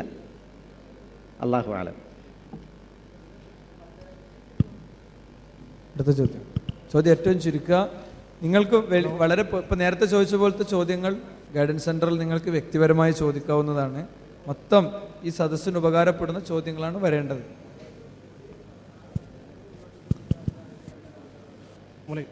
അസ്സലാമു അലൈക്കും വറഹ്മത്തുള്ളാഹി വബറകാതുഹു. എനിക്ക് ഈ 2 ചോദ്യങ്ങളാണുള്ളത്. ഒന്നാമത്തെ ചോദ്യം, ഭൂരിപക്ഷ ഇസ്ലാമിക സംഘടനകളും പറയുന്നത് അള്ളാഹു ഉദ്ദേശിച്ചാൽ സിഹർ, കണ്ണേറ് എന്നിവ ഏൽക്കുമെന്നാണ്. പ്രവാചകന് വരെ സിഹർ ബാധിച്ച് ബോധക്ഷയം സംഭവിച്ചതായി ഞാൻ കേട്ടിട്ടുണ്ട്. അങ്ങനെയെങ്കിൽ ഒരു അമുസ്ലിം നമ്മോട് ചോദിക്കുകയാണ്, സിഹർ ബാധിച്ച് ബോധക്ഷയം സംഭവിച്ച മുഹമ്മദ് നബി സല്ലല്ലാഹു അലൈഹി വസല്ലമയുടെ വാക്കുകളും പ്രവൃത്തികളും നിങ്ങൾ എന്ത് അടിസ്ഥാനത്തിലാണ് സ്വീകരിക്കുന്നത്? രണ്ടാമത്തെ ക്വസ്റ്റ്യൻ,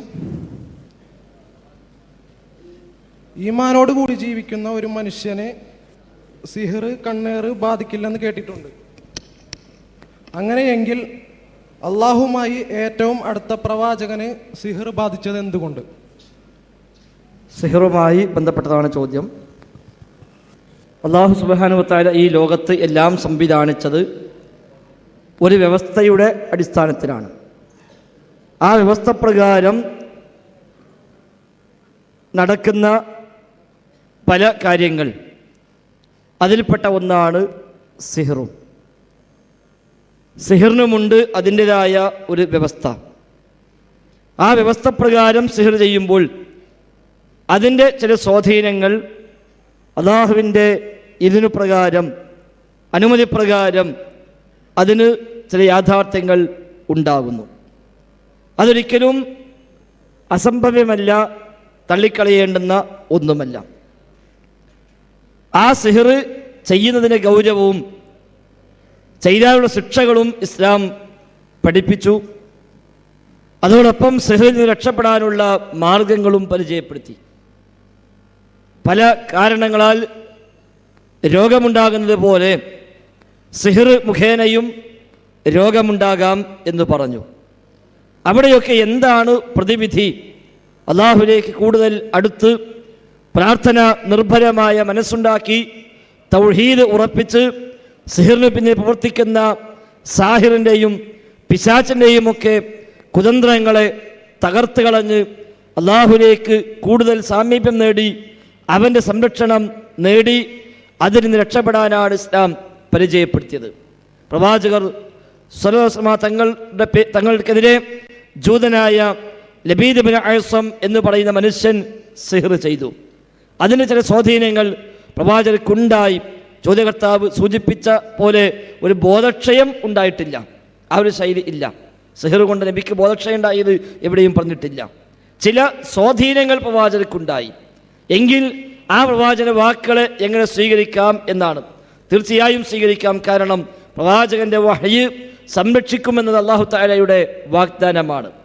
ഇന്നാ നഹ്നു നസ്സൽന ദിക്ർ വ ഇന്നാ ലഹു ലഹാഫിദൂൻ.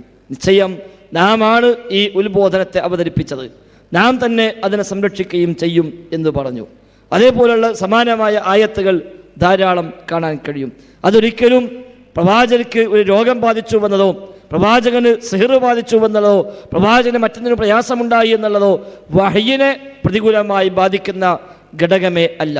പ്രവാചകൻ രോഗിയായി കിടന്നിട്ടുണ്ട്, ദിവസങ്ങളോളം രോഗം ബാധിച്ച പ്രവാചകർ കഴിച്ചു കൂട്ടിയിട്ടുണ്ട്, പ്രവാചകർക്ക് വേദന അനുഭവിച്ചിട്ടുണ്ട്, പ്രവാചകർക്ക് ശത്രുക്കളുടെ പല കുതന്ത്രങ്ങളും പ്രവാചകർക്കെതിരായി വന്നിട്ടുണ്ട്. അവർ ഒരുക്കിയ പല കെണികളിലും പ്രവാചകർ അകപ്പെട്ടിട്ടുണ്ട്. അതിൻ്റെ പേരിൽ പ്രവാചക വഹ്യിനെ സംശയിക്കണം എന്ന് പറയാൻ അതൊരിക്കലും ന്യായമല്ല. ആ കൂട്ടത്തിൽ പ്രവാചകർക്ക് ബാധിച്ച ഒരു പരീക്ഷണം തന്നെയായിരുന്നു ആ സിഹ്ർ എന്നുള്ളതും. അതിൻ്റെ പ്രതിവിധി അതിലൂടെ പഠിപ്പിക്കപ്പെട്ടു, പ്രവാചകർക്ക് മോക്ഷം ലഭിച്ചു. അതിൻ്റെ ആ മാർഗം ഖിയാമത്ത് വരെയുള്ള മുസ്ലിമീങ്ങൾക്ക് പഠിക്കാനുള്ള അവസരവുമായി. അതൊരിക്കലും പ്രവാചകർക്ക് വന്ന വഹ്യിനെ പ്രതികൂലമായി ബാധിക്കുകയോ പ്രവാചകർക്ക് ലഭിച്ച ഏതെങ്കിലും സന്ദേശങ്ങൾ തെറ്റായ പ്രവാചകൻ പറയുമെന്ന് ചിന്തിക്കാൻ പോലും നമുക്ക് വകുപ്പില്ല. കാരണം അള്ളാഹുവിൻ്റെ സർട്ടിഫിക്കറ്റാണ് വമാ യൻതിഖു അനിൽ ഹവാ ഇൻ ഹുവ ഇല്ലാ വഹ്യുൻ യൂഹാ. വഹ്യു പ്രകാരമല്ലാതെ പ്രവാചകൻ സംസാരിച്ചിട്ടില്ല, സംസാരിക്കയില്ല. മതം പറയാൻ സ്വാർത്ഥ താല്പര്യത്തിൻ്റെ അടിസ്ഥാനത്തിൽ പ്രവാചകർക്കും തുനിയുന്ന പ്രശ്നമില്ല എന്ന് ഖുർആൻ പറഞ്ഞെങ്കിൽ അല്ലാഹുവിൻ്റെ റസൂൽ പറഞ്ഞതെല്ലാം വഹ്യു പ്രകാരമാണ്. റബ്ബിൻ്റെ സംരക്ഷണം ആ ഭാഗത്തുണ്ട്. അതുകൊണ്ട് തന്നെ പല രോഗങ്ങളും പല പരീക്ഷണങ്ങളും വന്ന കൂട്ടത്തിൽ വന്ന ഒരു പരീക്ഷണം എന്നതിലേക്ക് മാത്രമേ മുസ്ലിം ലോകം അതിനെ മനസ്സിലാക്കിയിട്ടുള്ളൂ. അടുത്ത ചോദ്യം, ബിദ്അത്ത് എന്നാൽ എന്താണ്? അത് ചെയ്താലുള്ള കുറ്റം എന്താണ്? ഫദൽ ഹക്കുമരി. അസ്സലാമു അലൈക്കും വറഹ്മത്തുള്ളാഹി വബറകാതുഹു. ഇസ്ലാം എന്ന് പറയുന്നത് അല്ലാഹു സുബ്ഹാനഹു വ തആല മനുഷ്യൻ്റെ പരലോക വിജയത്തിനു വേണ്ടി ഇറക്കിക്കൊടുത്ത മതമാണ്. ആ മതം അല്ലാഹു നബി സല്ലല്ലാഹു അലൈഹി വസല്ലമയിലൂടെ ഈ ലോകത്തിന് പഠിപ്പിച്ചു കൊടുക്കുകയും അത് പൂർത്തിയാക്കി കൊടുക്കുകയും ചെയ്തു. നബി സല്ലല്ലാഹു അലൈഹി വസല്ലമയുടെ ജീവിതം, ആ ജീവിതത്തിൽ ഉണ്ടായിരുന്ന അവിടുത്തെ പ്രവർത്തനങ്ങളും വിശ്വാസങ്ങളും കർമ്മങ്ങളും അത് വളരെ കൃത്യമായി പരിപൂർണമാക്കി പഠിപ്പിച്ചുകൊണ്ടാണ് ഈ ലോകത്തോട് വിട പറഞ്ഞു പോയിട്ടുള്ളത്. സൂറത്തു നിസായിലെ 3-ാമത്തെ ആയത്ത്, അൽ യൗമ അക്മൽതു ലക്കും ദീനക്കും വ അത്മംതു അലൈക്കും നിഅമതി വ റളിയതു ലക്കുമുൽ ഇസ്ലാമ ദീന. ഇന്ന് ഞാൻ നിങ്ങൾക്ക് ഇസ്ലാം പൂർത്തിയാക്കി തന്നിരിക്കുന്നു എന്നാണ്. അപ്പോൾ നബി സല്ലല്ലാഹു അലൈഹി വസല്ലമയുടെ മരണത്തോടുകൂടി ഇസ്ലാം മതം അത് പരിപൂർണമായി. ഇനി അതിലേക്ക് ഒന്നും കൂട്ടിച്ചേർത്താനില്ല, അതിൽ നിന്നും കുറക്കാനുമില്ല. നബി സല്ലല്ലാഹു അലൈഹി വസല്ലമ മരിക്കുന്നതിന് മുമ്പ് പറയണ്ടായി, തറക്കത്തുക്കും അലൽ മഹജ്ജത്തിൽ ബൈളാ ലൈലുഹാ കനഹാരിഹാ ലാ യസീഗു അൻഹാ ഇല്ലാ ഹാലിക്കുൻ. ഞാൻ നിങ്ങളെ സുന്ദരമായ സുവ്യക്തമായ ഒരു നേർപാതയിൽ വിട്ടേച്ചു പോകുന്നു, അതിൽ നിന്ന് വ്യതിചലിക്കുന്നവൻ നശിക്കുക തന്നെ ചെയ്യും. ആ ഒരു സുന്ദരമായ നേർപാത മഹജ്ജത്തുൽ ബൈളാ അല്ലെങ്കിൽ സിറാത്തുൽ മുസ്തഖീം, അത് നമ്മൾ സ്വീകരിക്കേണ്ടത് നബി സല്ലല്ലാഹു അലൈഹി വസല്ലമ തന്നെ നമുക്ക് അടിസ്ഥാന പ്രമാണങ്ങളായി പറഞ്ഞു തന്ന 2 കാര്യങ്ങളിൽ നിന്നാണ്. അപ്പോൾ അതിൽ എന്തുണ്ടോ അതൊക്കെ ദീനാണ്, അതിൽ എന്ത് ഇല്ല അത് ദീനല്ല. തറക്തു ഫീക്കും അംറൈൻ ലം തളില്ലു മാ തമസ്സകതും ബിഹിമാ കിതാബുല്ലാഹി വ സുന്നത്തു റസൂലിഹി സ്വല്ലല്ലാഹു അലൈഹി വസല്ലം. 2 കാര്യങ്ങൾ ഞാൻ നിങ്ങൾ വിട്ടേച്ചു പോകുന്നു, അത് രണ്ടും നിങ്ങൾ മുറുകെ പിടിച്ചാൽ ഒരു കാലത്തും നിങ്ങൾ വഴിപിഴക്കുകയില്ല. ഒന്ന് ഖുർആനാണ്, മറ്റൊന്ന് നബി സല്ലല്ലാഹു അലൈഹി വസല്ലമയുടെ ഹദീസുകളാണ്. അപ്പോൾ ആ ഖുർആനും ഹദീസും അതിൽ ഉള്ള കാര്യങ്ങൾ മതത്തിൻ്റെ നിയമങ്ങൾ, അതിനപ്പുറം ആര് എത്ര വലുത് എത്ര നല്ലത് എങ്ങനെ നല്ലതായി നമുക്ക് തോന്നിയാലും ഒരു തരിമ്പ് പോലും ഇസ്ലാമിൻ്റെ നിയമങ്ങളിലേക്ക് കൂട്ടിച്ചേർക്കാൻ പാടില്ല.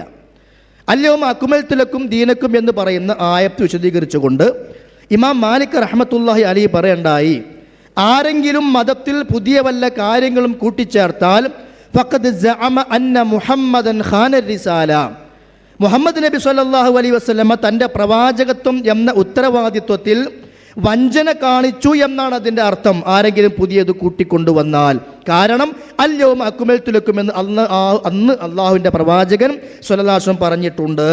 അപ്പം അതിലേക്കൊന്നും കടന്നു വരാനോ പുതിയതായി വരാനോ പാടില്ല. അതുകൊണ്ട് അദ്ദേഹം അവസാനം പറയാണ്, മാ ലം യകുൻ യൗമഇദിൻ ദീന ലൈസൽ യൗമ ദീന. റസൂലിൻ്റെ കാലഘട്ടത്തിൽ എന്ത് ദീനല്ല അത് ഇന്ന് ദീനല്ല. അന്ന് എന്തെല്ലാം ദീനാണോ അതൊക്കെ ഇന്നും ദീനാണ്.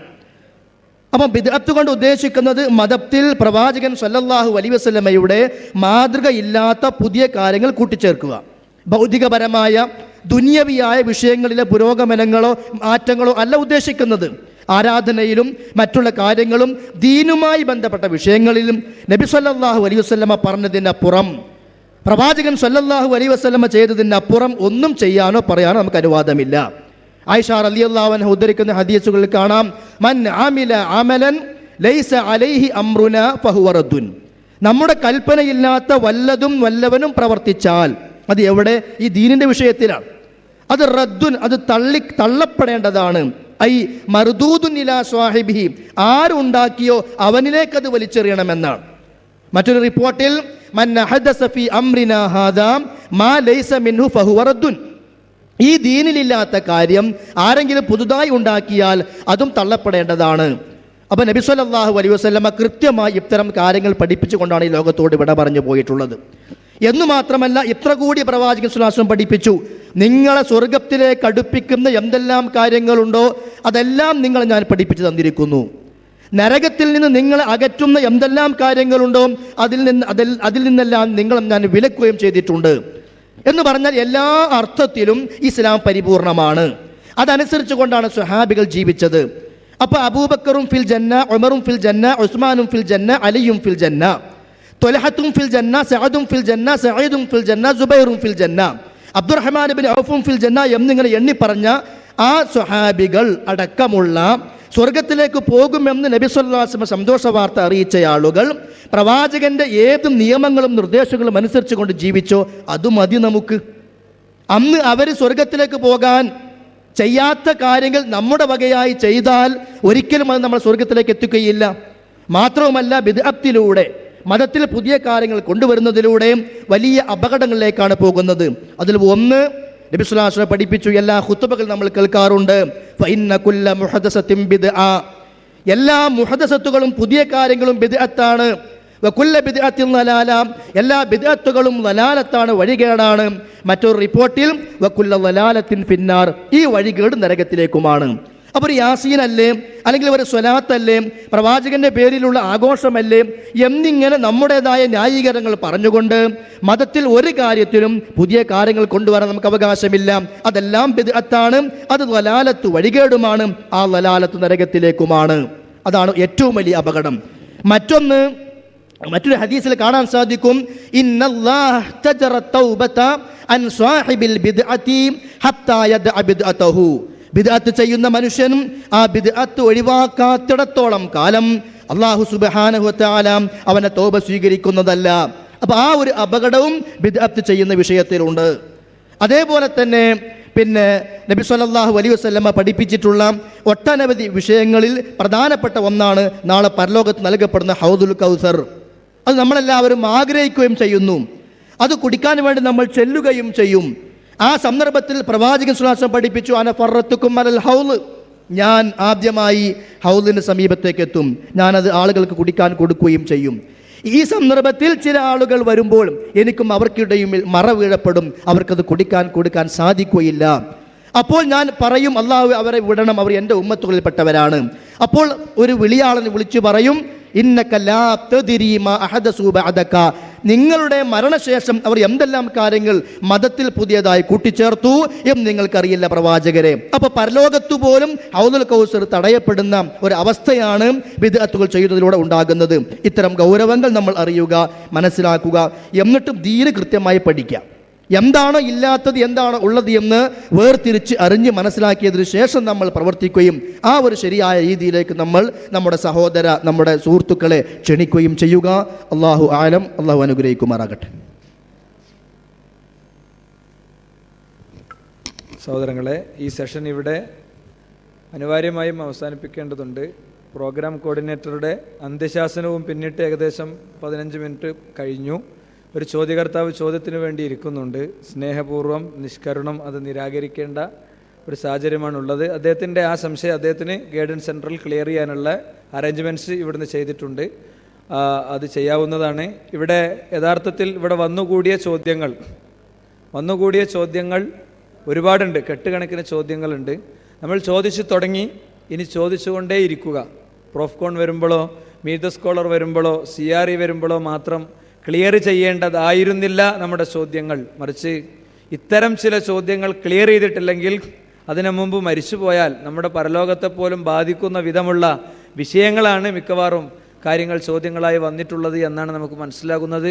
അതുകൊണ്ട് ഇവിടെ സംബന്ധിച്ച പണ്ഡിതന്മാർ അവരെ നിങ്ങൾക്ക് മെയിൽ വഴി കിട്ടുന്നവരുണ്ട്, ഫേസ്ബുക്ക് വഴി കിട്ടുന്നവരുണ്ട്, ഫോൺ വഴി കിട്ടുന്നവരുണ്ട്, നേരിട്ട് ലഭ്യമാകുന്നവരുണ്ട്. ഇൻ്റർനെറ്റിലെ സംവിധാനങ്ങൾ ഉപയോഗിച്ച് നിങ്ങൾക്ക് പഠിക്കാൻ, ഇൻ്റർനെറ്റ് സംവിധാനത്തിലെ പഠനത്തിൻ്റെ അപാകതകൾ പരിഹരിച്ചുകൊണ്ട് പഠിക്കാനുള്ള സാഹചര്യങ്ങളുണ്ട്. അവയൊക്കെ പരമാവധി ഉപയോഗപ്പെടുത്തുക. നമ്മൾ 18ാമത് പ്രൊഫ്കോണിൻ്റെ ഏറ്റവും അവസാനത്തെ മിനിറ്റുകളിലേക്ക് പ്രവേശിക്കുകയാണ്. സമാപന സെഷനാണ് ഇനി ഇവിടെ നടക്കാനിരിക്കുന്നത്. ബന്ധപ്പെട്ട അതിഥികളും